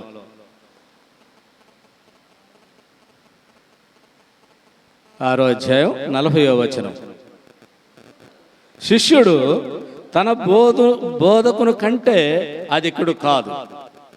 సిద్ధుడైన ప్రతివాడును తన బోధకుని వలె ఉండును. చాలు చాలు చాలు. ఇక్కడ ఒక శిష్యుడిని తీసుకుంటున్నాడు. ఒక గురువు గారి దగ్గర ఉండేటువంటి శిష్యుడిని ఉదాహరణ ఎప్పుడు యేసుక్రీస్తు ప్రభువారు ఉపమాన రీతిలో చెప్పేవాడు కాబట్టి ఇక్కడ ఉపమాన రీతిలో ఏం చెబుతున్నాడు, ఒక శిష్యుడిని తీసుకున్నాడు. ఆ శిష్యుడి పరిస్థితి ఏంటి? తన బోధకుని కంటే వాడైతే గొప్పడు కాడు. ఎందుకు కాడు అనంటే శిష్యుడు శిష్యుడే, గురువు గురువే. ఆ గురువు స్థానానికి శిష్యుడు పెరగాలి అనేది అసాధ్యం. అందుకని ఒక మాట ఏమంటున్నాడంటే, సిద్ధుడైన ప్రతి వాడును తన బోధకుని వలె ఉండును. సిద్ధుడు, సిద్ధపడినవాడు. ఏ విధంగా సిద్ధపడినవాడు? దేవునితో సాన్నిహిత్యం కలిగి ఆయన కృపనుంది. అక్కడ అన్నాడు కదా ధన్యుడు అని. ఆ ధన్యత పొందిన వాడు ఏమవుతాడు? మొదట శిష్యుడుగాను, ఆ తర్వాత సిద్ధుడుగాను మారుతాడు. దాన్ని సిద్ధింపజేసుకున్నవాడు, అనుగ్రహం పొందినవాడుగా మారినప్పుడు ఏమవుతాడంట? గురువుతో సమానమైన వాడుగా తీర్చిదిద్దబడతాడు. గురువు కాలేడు, కానీ గురువంతుడుగా నీవు సిద్ధం చేయబడిన వాడు అవుతావు. కాబట్టి నువ్వేమవుతావు? ధన్యుడు అవుతావు. సిద్ధపడు. దేవుని సన్నిధిలో నువ్వు సిద్ధంగా ఉండటానికి నీ యొక్క మనస్సును ఆయన ఇచ్చినటువంటి కృపావరములతో దీవించబడే స్థితిలో ఆయనకి శిష్యుడుగా నువ్వు ఎప్పుడైతే ఉంటావో నువ్వు ధన్యుడుగా ఉంటావు అని చెప్పిన మాటకు రోమీయులకు రాసిన పత్రికలో ఒక విషయాన్ని మనం చూద్దాం. రోమా పత్రికలో 16వ అధ్యాయం 19వ వచనంలో ఒక మాట మనకి తెలియజేస్తున్నాడు. మీ విధేయత అందరికీ ప్రచురమైనది గనుక మిమ్మును గూర్చి సంతోషించుచున్నాను. మీరు మేలు విషయమై జ్ఞానులను, కీడు విషయమై నిష్కపటులై ఉండవలనని కోరుచున్నాను. మీకు ఇది సిద్ధించాలి. గురువు గారు చెప్పిన ప్రతి విషయం మీకు సిద్ధించి మీరు ధన్యులు కావాలంటే ఏం చేయాలి? ఏం చేయమన్నమ్మా? మీ విధేయత అందరికీ ప్రచురమైనది గనుక మిమ్మల్ని గూర్చి సంతోషించుచున్నాను. ఎవరు చెప్తున్నారు ఈ మాట? ఎవరు చెప్తున్నారు? రోమా పత్రిక రాసింది ఎవరు? రోమీలకు రాసిన పత్రిక పౌలు గారు రాశారు. రోమా సంఘానికి రాస్తున్నాడు. అయితే నేను క్రీస్తును పోలి నడుస్తున్నాను కాబట్టి నన్ను పోలి మీరు నడవండి అన్నాడు. ఇప్పుడు ఈయన ఏ మాట చెప్తున్నాడు? యేసు క్రీస్తు ప్రభువారు ఏ విధంగా సంతోషపడతాడంట? మీరు ఎలాంటి వాళ్ళు నాకు తెలిసింది. మీరు ఏ విధంగా పరిశుద్ధులుగా జీవిస్తున్నారో నాకు తెలిసింది. అంటే అర్థమైంది. నాకు తెలిసిందంటే నా ముందు నడిచిన వాడు ఎవరైతే ఉన్నారో ఆయనకి తెలిసింది. అంటే ఆయన స్వయంగా ఏం చెప్తున్నాడు అంటే, క్రీస్తు ప్రభువారికి మీరేంటో తెలిసింది. యేసు క్రీస్తు ప్రభువారికి మీరేంటో తెలిసింది. కాబట్టి మీరెవరు అవుతున్నారు? ధన్యులు అవుతున్నారు. కాబట్టి దాన్ని కీప్ ఇట్ అప్ అంటాం కదా, దాన్ని జాగ్రత్త చేసుకో. ఆ జాగ్రత్త చేసుకునే విషయంలో కింద ఏమంటున్నాడు అంటే, మేలు విషయంలో జ్ఞానులను, కీడు విషయమై నిష్కపటులై ఉండవలనని కోరుచున్నారు. ఆయన ఒక మాట చెప్తున్నాడు, సలహా ఇస్తున్నాడు. ఏమని? మేలు జరిగింది కదా, సంతోషంగా ఉండండి. మాకు సంతోషం, దేవునికి సంతోషం, ప్రతి ఒక్కరికి సంతోషం. అదే కీడు విషయంలో ఒకవేళ కీడు జరిగితే ఏమంటున్నాడు? దూరంగా ఉండండి. కీడు విషయంలో దూరంగా ఉండండి. మీరు అది లెక్క చేయాల్సిన అవసరం లేదు. అది ఆయన చూసుకుంటాడు. ఎందుకంటే మీరు ఏ స్థితిలో ఉన్నారో ఆయన గమనించాడు. ఆయన తెలిసింది. మీరు ధన్యులుగా ఆయన ఆశీర్వదించాడు. కాబట్టి మీకు వచ్చిన భయం ఏమీ లేదు. ఇక నుండి మీరు ఎట్లా ఉన్నారు? దేవుడు మిమ్మల్ని గుర్తించాడు. ప్రభువారికి మీ యొక్క సేవ లేకుంటే మీరు ఉన్నటువంటి విధానం ఏంటో తెలిసింది కాబట్టి మీరు భయపడాల్సిన అవసరం లేదు అని అంటే దాన్ని సమర్థిస్తూ యాకోబు గారు ఒక మాట వాడుతున్నాడు. యాకోబు పత్రికలో కనుక మనం వస్తే ఆయన ఒక మాట చెప్పాడు. అయితే నిష్కపటులుగా అక్కడ మనం ఎప్పుడైతే ఉన్నట్లయితే యాకోబు గారు చెప్పిన పదం చూస్తే 5వ అధ్యాయం 24వ వచనంలో చెప్తున్నాడు. యాకోబు పత్రిక 3వ అధ్యాయం 17వ వచనంలో 3:17 అయితే పైనుండి వచ్చు జ్ఞానము మొట్టమొదట పవిత్రమైనది. చూడండి, పైనుంచి వచ్చే జ్ఞానం ఎలాంటిది? పైనుంచి అంటే పైన ఎవరున్నారు? దేవుడు ఉన్నాడు. ఆ దేవుడిచ్చే జ్ఞానం ఎట్లాంటిది? పరిశుద్ధమైంది. ఆయన ఇచ్చేది పరిశుద్ధమైంది. మనం వాడుకునే విధానంలో తేడా రావచ్చు. ఆ తర్వాత ఏమన్నాడు?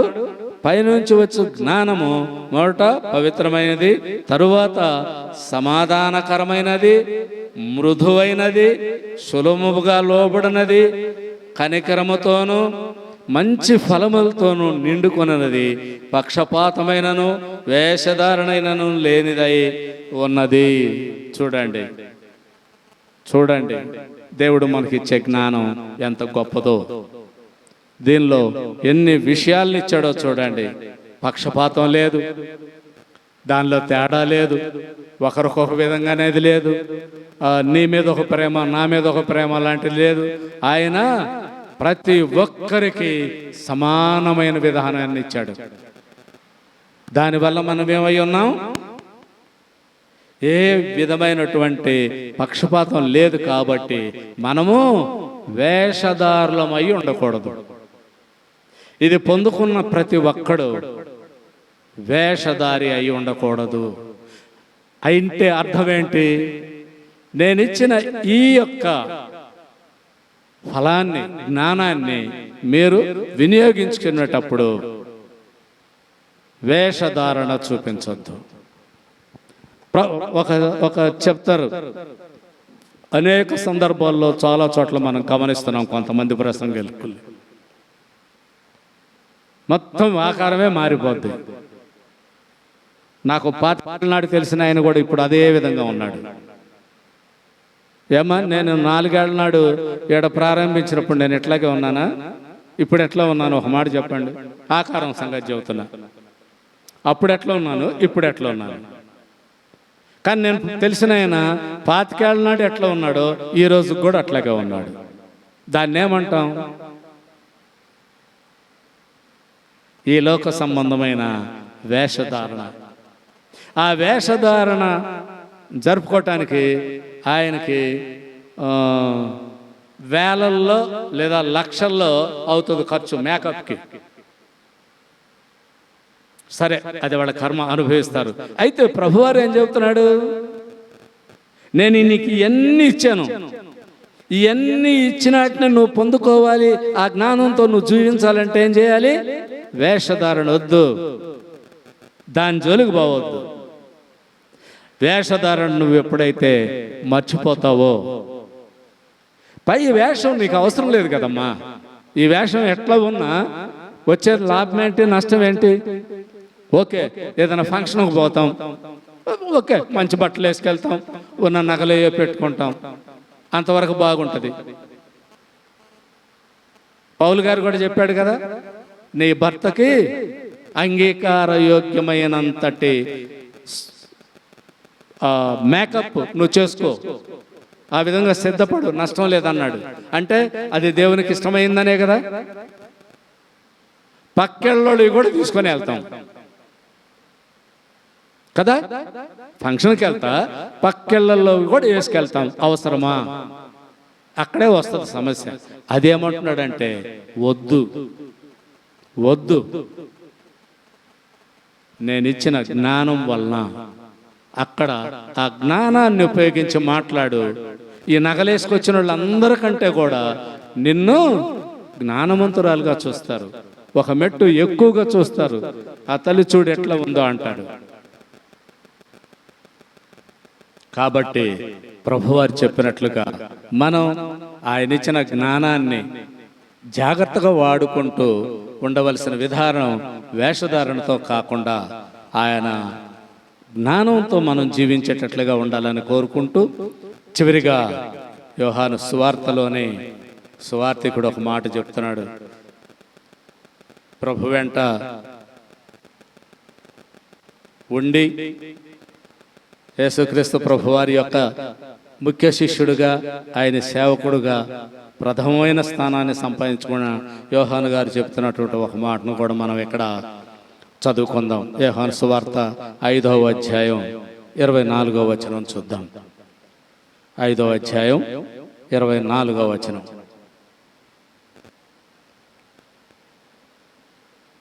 యోహాను సువార్త, నా మాట విని నన్ను పంపిన వాని యందు విశ్వాసముంచువాడు నిత్యజీవము గలవాడు, వాడు తీర్పులోనికి రాక మరణంలో నుండి జీవములోకి దాటి ఉన్నాడని మీతో నిశ్చయముగా చెప్పుచున్నాను. ఒక వాగ్దానం చేస్తున్నాడు. ఏమని? నా మాట విని నన్ను పంపిన వాని యందు విశ్వాసముంచు వాడు జీవము గలవాడు, జీవము కలవాడు. మనం అందరం ఇప్పుడు ఇక్కడ జీవం గలవాళ్ళం, అవునా? జీవం గలవాళ్ళం. అయితే ఒక్కొక్క సమయంలో ఒక్కొక్కరు ఈ లోక సంబంధమైనటువంటి ఈ శరీరాన్ని వదిలేస్తాం. వదిలేసిన తర్వాత ఏమవుతాం? జీవం ఎక్కడికి పోదు, అది దేవుడిచ్చింది. ఆయన సొంత సొమ్ము. అది ఆదాముకు ఊదటం ద్వారానే కదా ప్రారంభమైంది. కాబట్టి ఆయన సొంత నోటి నుంచి వచ్చిన జీవం ఇది ఎక్కడికి పోతుంది? ఎక్కడికి పోతుంది? ప్రామిస్ చేస్తున్నాడు. నన్ను విశ్వసించి నేను ఒక మాట చెప్పాను నీకు, ఆ మాట ప్రకారం నువ్వు జీవిస్తూ తండ్రిని గనక అంగీకరించినట్లయితే నీ జీవం ఏడుంటుంది? ఎప్పటికీ ఉంటుంది. ఎప్పటికీ ఉంటుంది అంటే ఎక్కడుంటుంది? తండ్రి దగ్గర నుంచి వచ్చింది తిరిగి తండ్రి దగ్గరికి వెళ్తుంది. కాబట్టి మనం ఏం చేయాలి? ఏం చేయాలన్నాడు? ఏమ్మా ఏం చేయమన్నాడు? ఆయన జీవం కలిగిన దేవుడు కాబట్టి ఆయన మాట చొప్పున మనం గనక నడిచినట్లయితే, ఆయన్ని విశ్వసించినట్లయితే మొదటిగా ధన్యులు అవుతాం. ఆ తర్వాత జీవింపజేస్తాడు. మనకు ఎలాంటి అనర్థాలు లేకుండా ఆయన కాచి కాపాడు దీవిస్తాడు. ఇప్పుడు చివరికి ఏమంటున్నాడంటే, నీవు మరణిస్తే, ఈ లోకంలో మరణిస్తే కూడా నువ్వెక్కడుంటావు? నువ్వు ఎక్కడ మరణిస్తావు, కానీ నీ శాశ్వతమైన స్థానం తండ్రి దగ్గర ఉంది. ఎందుకు అని అంటే, నేను ఒక మాట చెప్పాను, నేను తండ్రి పంపిస్తే వచ్చిన తండ్రి యొక్క కుమారుణ్ణి. మీరేం చేయాలి? ఈ మాటను విశ్వసించాలి, నమ్మాలి. ఎప్పుడైతే నమ్మి ఆయన పేరు మీదట బాప్తిసం తీసుకొని ఆయనలో మనం ఐక్యమవుతామో అప్పుడు మన ఇక్కడ మరణించినప్పటికీ, ఈ శరీరం ఇక్కడ భూస్థాపితం చేసినప్పటికి కూడా ఆత్మ ఎక్కడ ఉంటుంది? తండ్రి దగ్గర ఉంటుంది. ఇచ్చిన వాడి దగ్గరకే తిరిగి చేరుతుంది. అలా చేరకుండా ఉండాలి అంటే మనం ఏం చేయాలి? ఏడేముందాంలే, ఆడికి వద్దులే అనుకుంటే ఏం చేయాలి? మిత్రుడు ఉన్నాడు. ఎవరు? సాతాను కదా. సాతాను ప్రతి ఒక్కళ్ళకి మిత్రులు చేసుకోవాలనే ప్రయత్నం చేస్తుంది. ఆ మిత్రుడు గనక మనకు తయారైతే అది మిత్తవుగా పరిణమించి మనం ఎక్కడెక్కడే తిరుగుతాం లైన్లోకి వచ్చినప్పుడు తోసివేయబడతాం, అగాధంలో పడిపోతాం.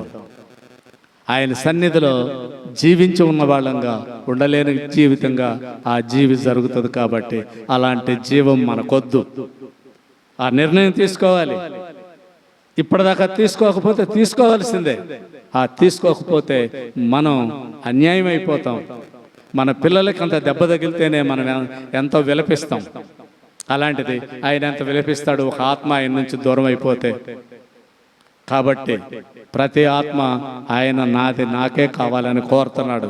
మనం మన జీవిత కాలంలో ఒక స్పష్టమైన విధానాన్ని లేదా ఆయన మాటను చెవియోగ్యం నడుచుకొని జీవించడం ద్వారా ఆయన ఆత్మను తిరిగి ఆయన చేతికి అప్పగిద్దాం. ఈ లోకంలో మనం ధన్యులు అనిపించుకుందాం, జ్ఞానం కనుగొని వారిగా అనిపించుకుందాం.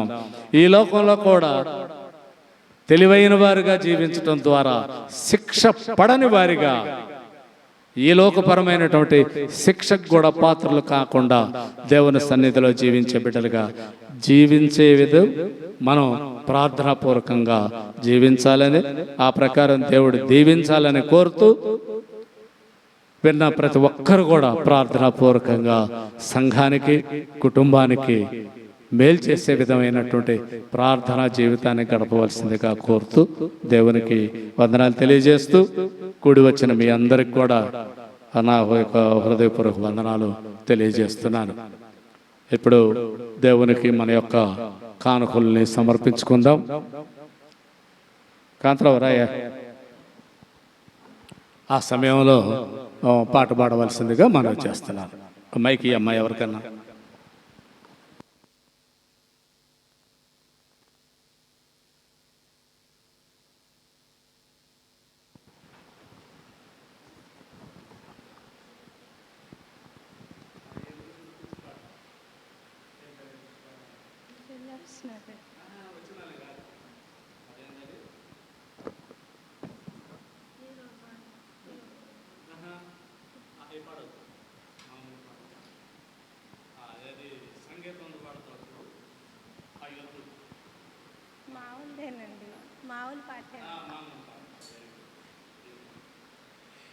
కుమ్మరి చేతిలో మంటి వలె, తల్లి వడిలో పసి బిడ్డవలే.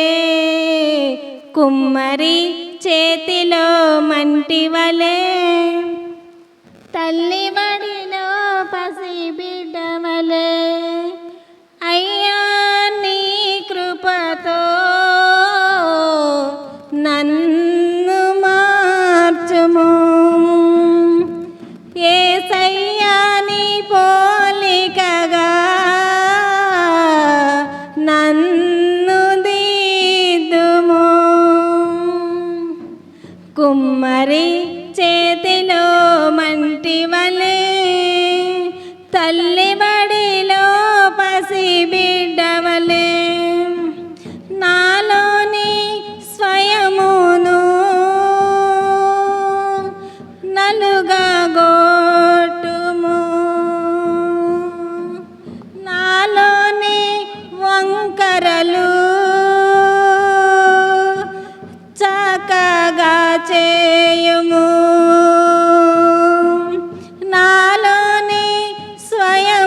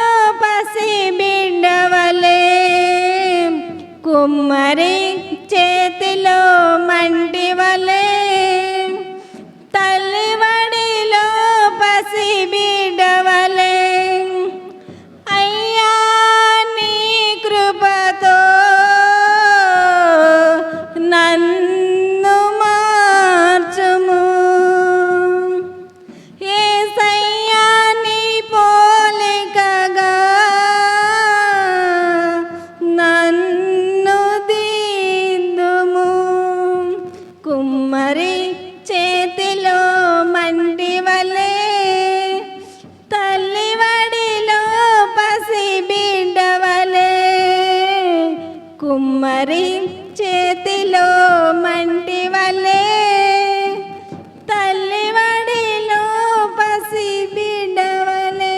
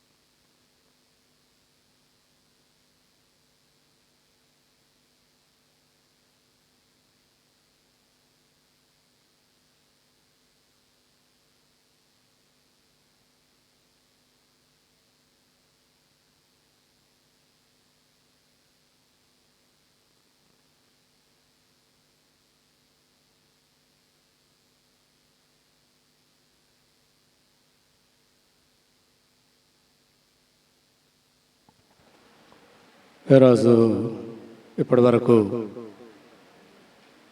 దేవుని యొక్క పరిశుద్ధ గ్రంథం నుండి వాక్య భాగాన్ని విన్నాం, దేవుని స్మరించుకున్నాం. మన యొక్క కానుకలు దేవునికి సమర్పించుకోగా ఇప్పుడు ప్రకటనలో చదువుకుందాం. ఈరోజు ప్రకటనలు వచ్చి క్రిస్టియస్లు నామా నర్సయ్య గారి కుమారుడు క్రిస్టియస్లు నామా సుబ్బారావు గారు దేవుని సన్నిధికి చేరి 24 సంవత్సరాలు పూర్తి చేసుకొని 25వ సంవత్సరంలో ప్రవేశిస్తున్న సందర్భంగా వారి కుటుంబ సభ్యులు దేవుని సమక్షంలో వారి యొక్క దేవుని చేస్తున్నటువంటి దేవుని కృపను బట్టి ఆయన్ని జ్ఞాపకం చేసుకుంటూ జ్ఞాపకార్థంగా మనకు పలహారాన్ని అందించారు. దేవుని సన్నిధిలో వారి పలహారం సమర్పించారు. దేవుడు వారి కుటుంబాన్ని దీవించి ఆశీర్వదించునుగాక. అలాగే నామా రత్నబాబు గారి కుమారుడు నాగరాజు దేవుడు చేసినటువంటి మేళను బట్టి దేవుని సన్నిధికి వారి కూడా పలహారాన్ని సమర్పించడం జరిగింది. వారిని కూడా దేవుడు దీవించునుగాక. అలాగే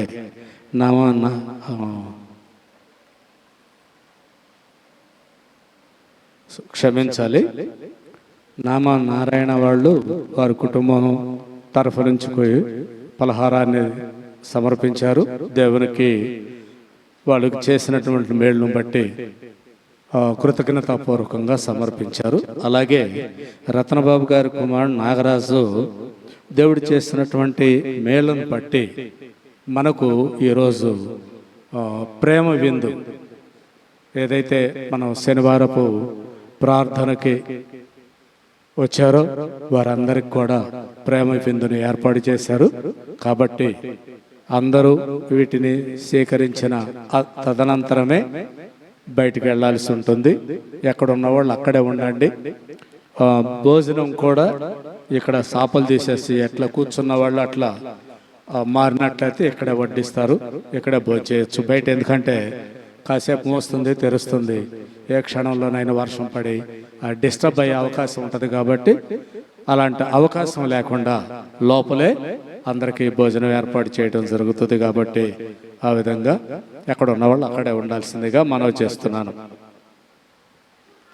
ఈ మూడింటిని గురించి 2 పలహారాలు, తర్వాత మన ప్రేమ విందు, ఆశ్రమానికి వచ్చిన వారికి ప్రేమ విందు గురించి ఒకళ్ళు ప్రార్థన చేస్తే బాగుంటుంది. ఎవరు చేస్తారు?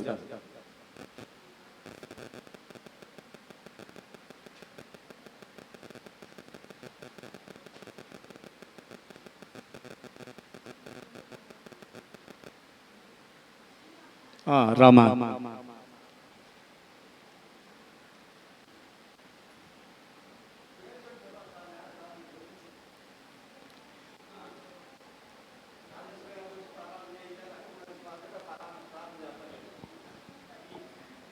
మైకి అమ్మ.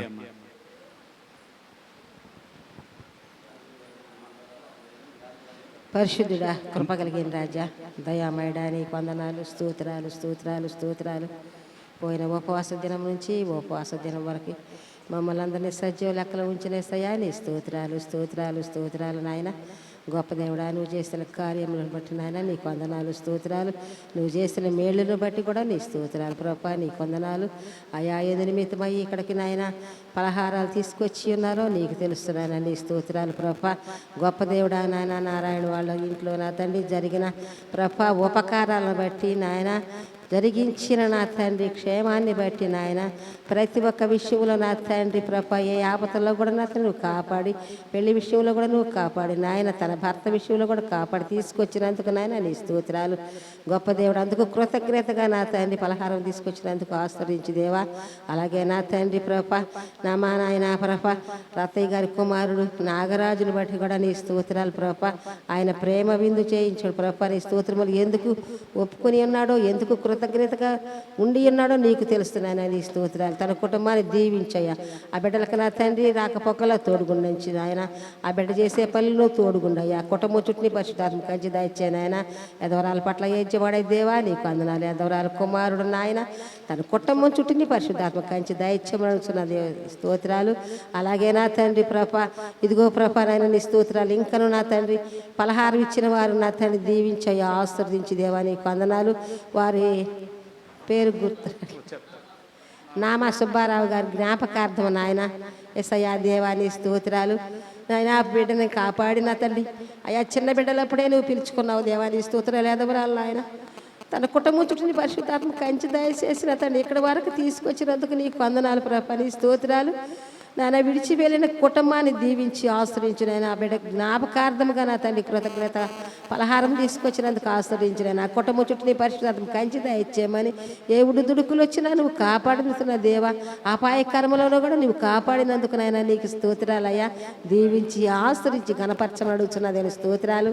అయ్యా ఎసయా నీ స్తోత్రములు ప్రేమ విందును కూడా దీవించిన ఆయన ఆశ్రయించిన ఆయన ప్రపరి స్తోత్రాలు. ఆయన నామ నాగరాజు గారి కుటుంబం పట్ల కూడా ప్రేమ విందుని బట్టి నాయన నీ స్తోత్రాలు. అయ్యా అయ్యా నీ స్తోత్రములు నాయన, నా కుటుంబాన్ని బట్టి కూడా నీ స్తోత్రాలు ప్రభా. నేను కృతజ్ఞతగా నా తండ్రి నాయన నీ స్తోత్రములు. నాయన ఇచ్చిన చేలో పంటను బట్టి నాయన నీ స్తోత్రాలు. అయ్యా నీకు వందనాలు స్తోత్రాలు. నాయన నీ దశ భాగముగా నాయన ఇచ్చిన ఆ కుటుంబానికి కూడా దీవించి ఆశ్రయించమని అడుగుతున్నాను దేవా నీ స్తోత్రాలు. అయ్యా అయ్యా గొప్ప దేవుడు అయ్యా, నీవు ఇచ్చిన దాంట్లో నా తండ్రి నీ తలంతు నా తండ్రి ఇవ్వటానికి నాకు సహాయం ఇచ్చినందుకు నీ స్తోత్రాలు చెల్లిస్తూ అల్పురాలు ప్రార్థనలకు నీ పాదములు ఎదుట నా ప్రార్థన జ్ఞాపకం చేసుకోమని మా రక్షకుడు యేసయ్య పుణ్యనామములు అడిగి వేడుకుని ప్రార్థన చేయుచున్నాము తండ్రి, ఆమేన్.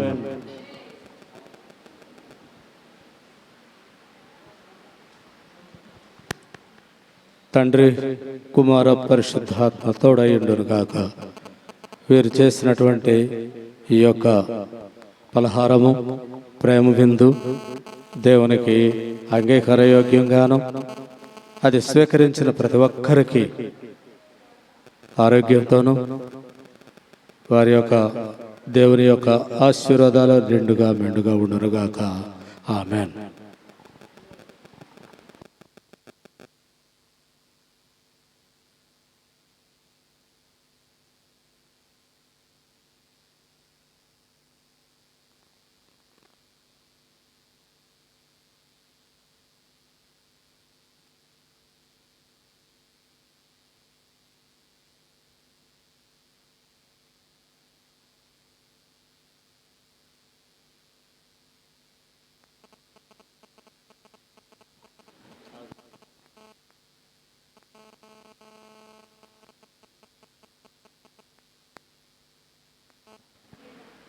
ఇప్పుడు అందరూ కళ్ళు మూసుకున్నట్లయితే కళ్ళు మూసుకోనండి. అలాగే అవకాశం ఉన్న వాళ్ళు మోకరించండి. ముగింపు ప్రార్థనలో ఏకీభవించవలసిందిగా కోరుతున్నాను. ముగింపు ప్రార్థన చేయవలసిందిగా ఝాన్సీ గారు ప్రార్థన చేసుకుందాం. స్తోత్రం స్తోత్రం స్తోత్రం స్తోత్రం స్తోత్రం తండ్రి, మహాపరిశుద్ధుడా పరిశుద్ధుడా పరిశుద్ధుడా, ఘనమైన తండ్రి, జీవమిచ్చిన యేసయ్య నా తండ్రి, మా కొరకు నా ప్రభ మీ విలువైన రక్తం అంతా అర్పించి మమ్మల్ని కొన్న యేసయ్య, నీకు లెక్కలేనన్ని స్తుతులు స్తుతులు స్తోత్రాలు కృతజ్ఞతలు నాయన. నా తండ్రి, గడిచిన శనివారం నుంచి ఇదిగో శనివారం ఉపవాస దినం వరకు కూడా నా తండ్రి అయ్యా మీ రెక్కల నీళ్ళు ఆశ్రమించి సంరక్షించిన దేవా, మీకు లెక్కలేనని కృతజ్ఞతలు తెలుపుకుంటున్నాం నాయన. ఈ సమయం సన్నిధి మీదే నా తండ్రి, ఇదిగోనైనా చిన్న మందగా మమ్మల్ని అందరినీ చేర్చి నా తండ్రి అయ్యా నేను స్వరాలెత్తి నా తండ్రి మిమ్మల్ని ఘనపరిచయం, వాక్యం ద్వారా మీరు మాతో మాట్లాడే జ్ఞానం కలిగి ఉండే ఆ జ్ఞానం ఏ విధంగా మేము పొందుకోవాలి, ఎలా ఉంటుందో నా తండ్రి మాకు తెలిపిన దేవా నీకు స్తోత్రం అయ్యా. అయ్యా నా తండ్రి, ప్రార్థన విజ్ఞాపన ద్వారా మీ సమక్షంలో మేము ప్రార్థిస్తుండగా ప్రార్థనలు ఆలకించేవాడమైన దేవా, మా ప్రార్థన ఆలకించండి, మా మొర మీ సమక్షానికి చేర్చుకోండి అయ్యా. ఇదిగో నా తండ్రి, మా పాప దోషాలు అయ్యా, మీకు అసహ్యమైన కార్యాలు కానీ అయ్యా మీకు ఆయాసకరమైన క్రియలు కానీ మాలో ఉంటే తీసివేసి నా తండ్రి ఈ ప్రార్థన ధూపాన్ని మీ సమక్షానికి చేర్చుకోండి ప్రభువా. నువ్వు దయగల దేవుడు, నువ్వు మాత్రమే దేవుడు, నువ్వు మాత్రమే దయగల దేవుడు, నువ్వు తప్పది ఇంకొక దేవుడు లేడయ్యా నా తండ్రి. మా కుటుంబాల్లో, మా అవసరతలో, మా అక్కర్లో, మా బాధలో, మా సుఖాల్లో, దుఃఖాల్లో మీరే మాకు తోడుగా ఉన్నారు నా తండ్రి. మీ సమక్షాన నిలబడి నా తండ్రి ఇదిగో నాయన సాక్ష్యం చెప్పిన కుటుంబాలను మీరు జ్ఞాపకం చేసుకోండి. వాళ్ళు చూపించిన కృతజ్ఞత బట్టి మీకు వందనాలు. పలహారం తీసుకొచ్చిన కుటుంబాలను కూడా మీరు జ్ఞాపకం చేసుకోండి అయ్యా. అయ్యా నీకు వందనాలు నా తండ్రి.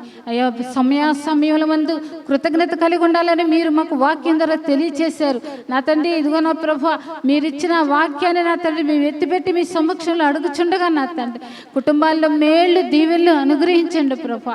యేసయ్య నువ్వు ఎవరిని కూడా కష్టపెట్టే దేవుడు కదా, ఇది సాతాను చర్య నాయన.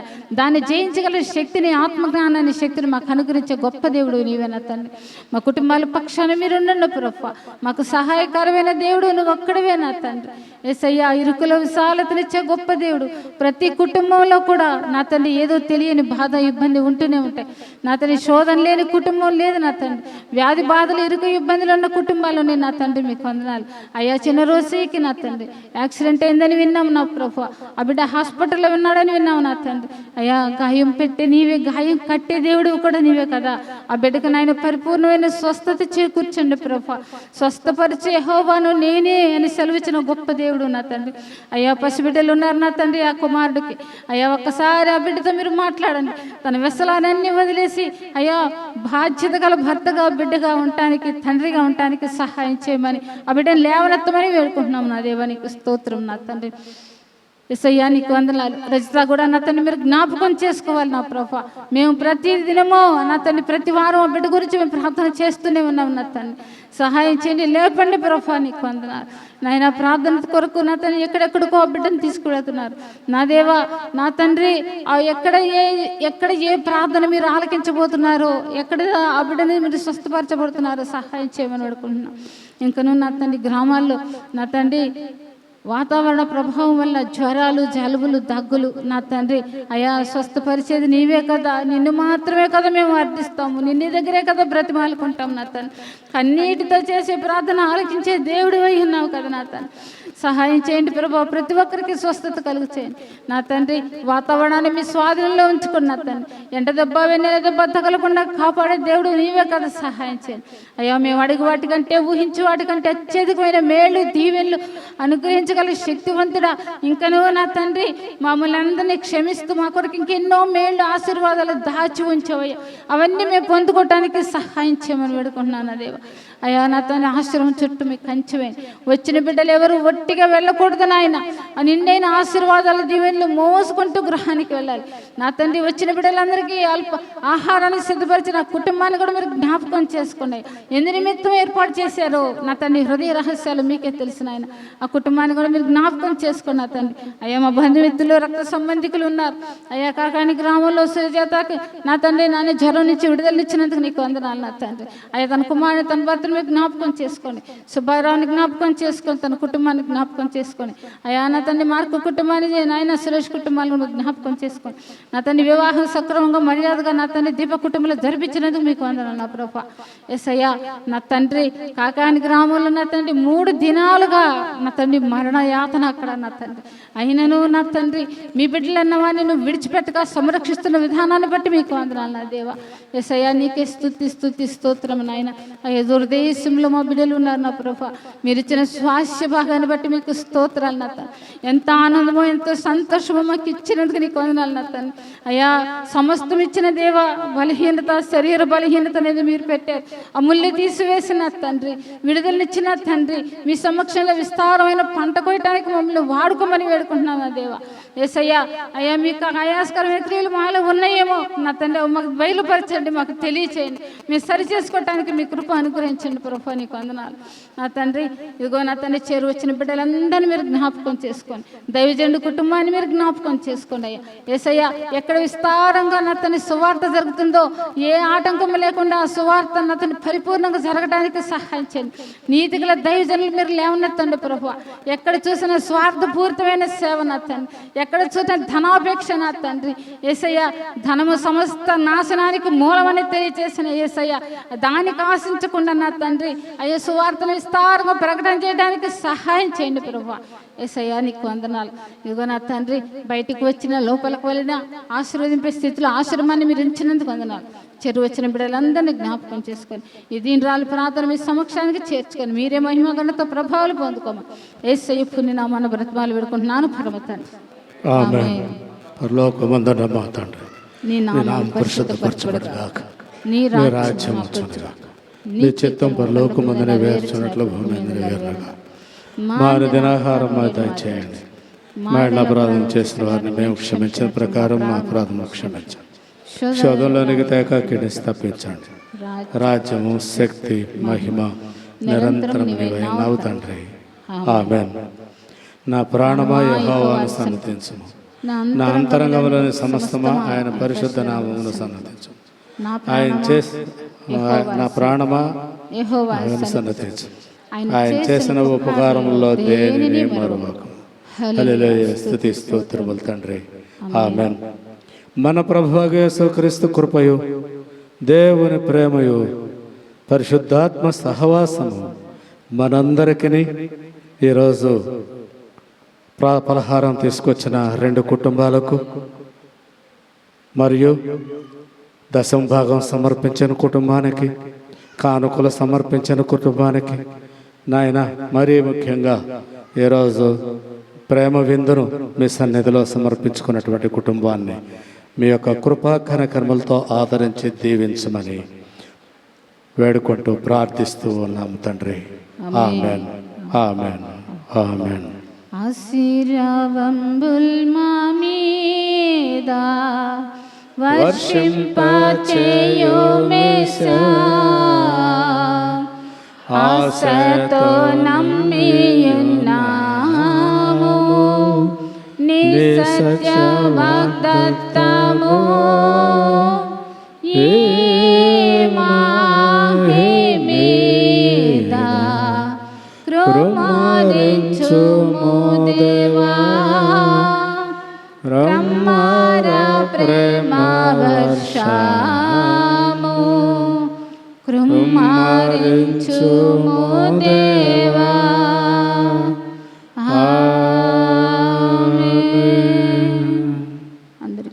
అందరికీ వందనాలు.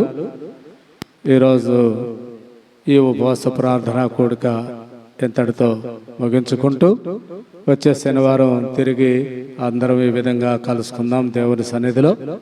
అయితే ఎక్కడ ఉన్నవాళ్ళు అలాగే ఉన్నట్లయితే మొదట పలహారాన్ని, తరువాత ప్రేమ విందును మీకు అందించడం జరుగుతుంది. కాబట్టి అలాగే ఉండవలసిందిగా మనవి చేస్తున్నా. రాయా, నువ్వు కూడా రా, చెరొకటి అందించేసేయండి. ఎవరు పాట పాడుతున్నారు? మైకి మైకి చెరొకటి తీసుకొని వరుసను పంచుకుంటూ వచ్చేయండి.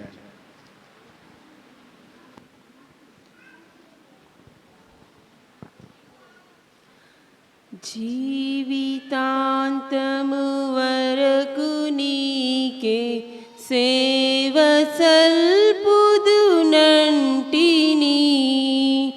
నీవు నాతో నుండి ధైర్యము నీచి నడుపుము రక్షక. జీవితాంతము వరకు నీకే సేవ సల్పుదునంటిని,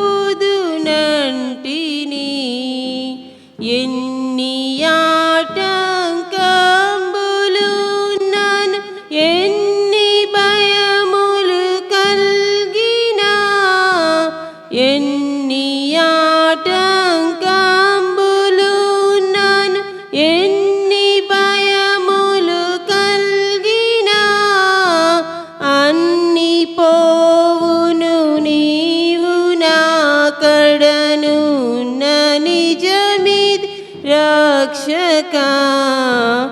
అన్ని పోవును నీవు నా కడను నిజమిది రక్షక.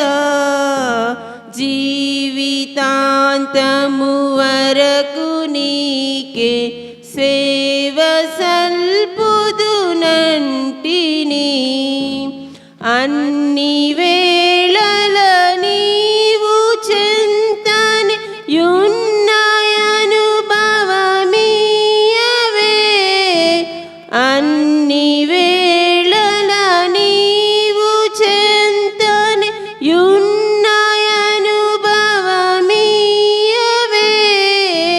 తిన్నగాని మార్గమందున పూని నడచెద రక్షక.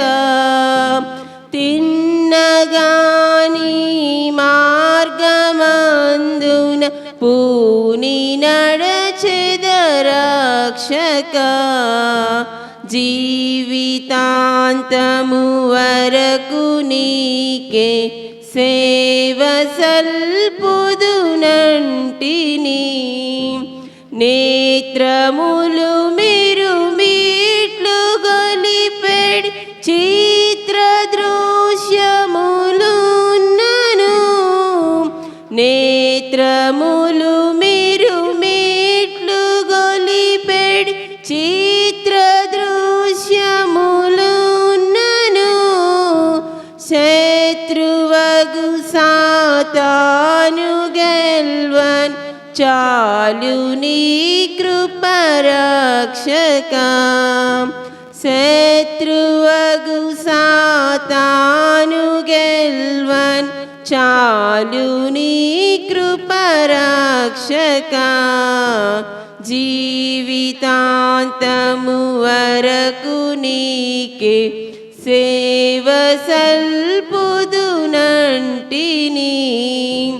నాదు హృదయమునందు వెలుపట్ నావరించిన శత్రులాన్, నాదు హృదయమునందు వెలుపట్ నావరించిన శత్రులాన్, చెదరగొట్టుము రూపుమాపుము శీఘ్రముగా నా రక్షక. చెదరగొట్టుము రూపుమాపుము శీఘ్రముగా నా రక్షక. అక్కడే కూర్చోనండి. ఎవరికన్నా పలహారం అందకపోతే తెలియజేయండి. భోజనాలు సిద్ధపడినాయి కాబట్టి భోజనం చేయటానికి అందరూ సిద్ధంగా ఉండండి. బాబు, భోజనాలకు ఏర్పాటు చేయండి.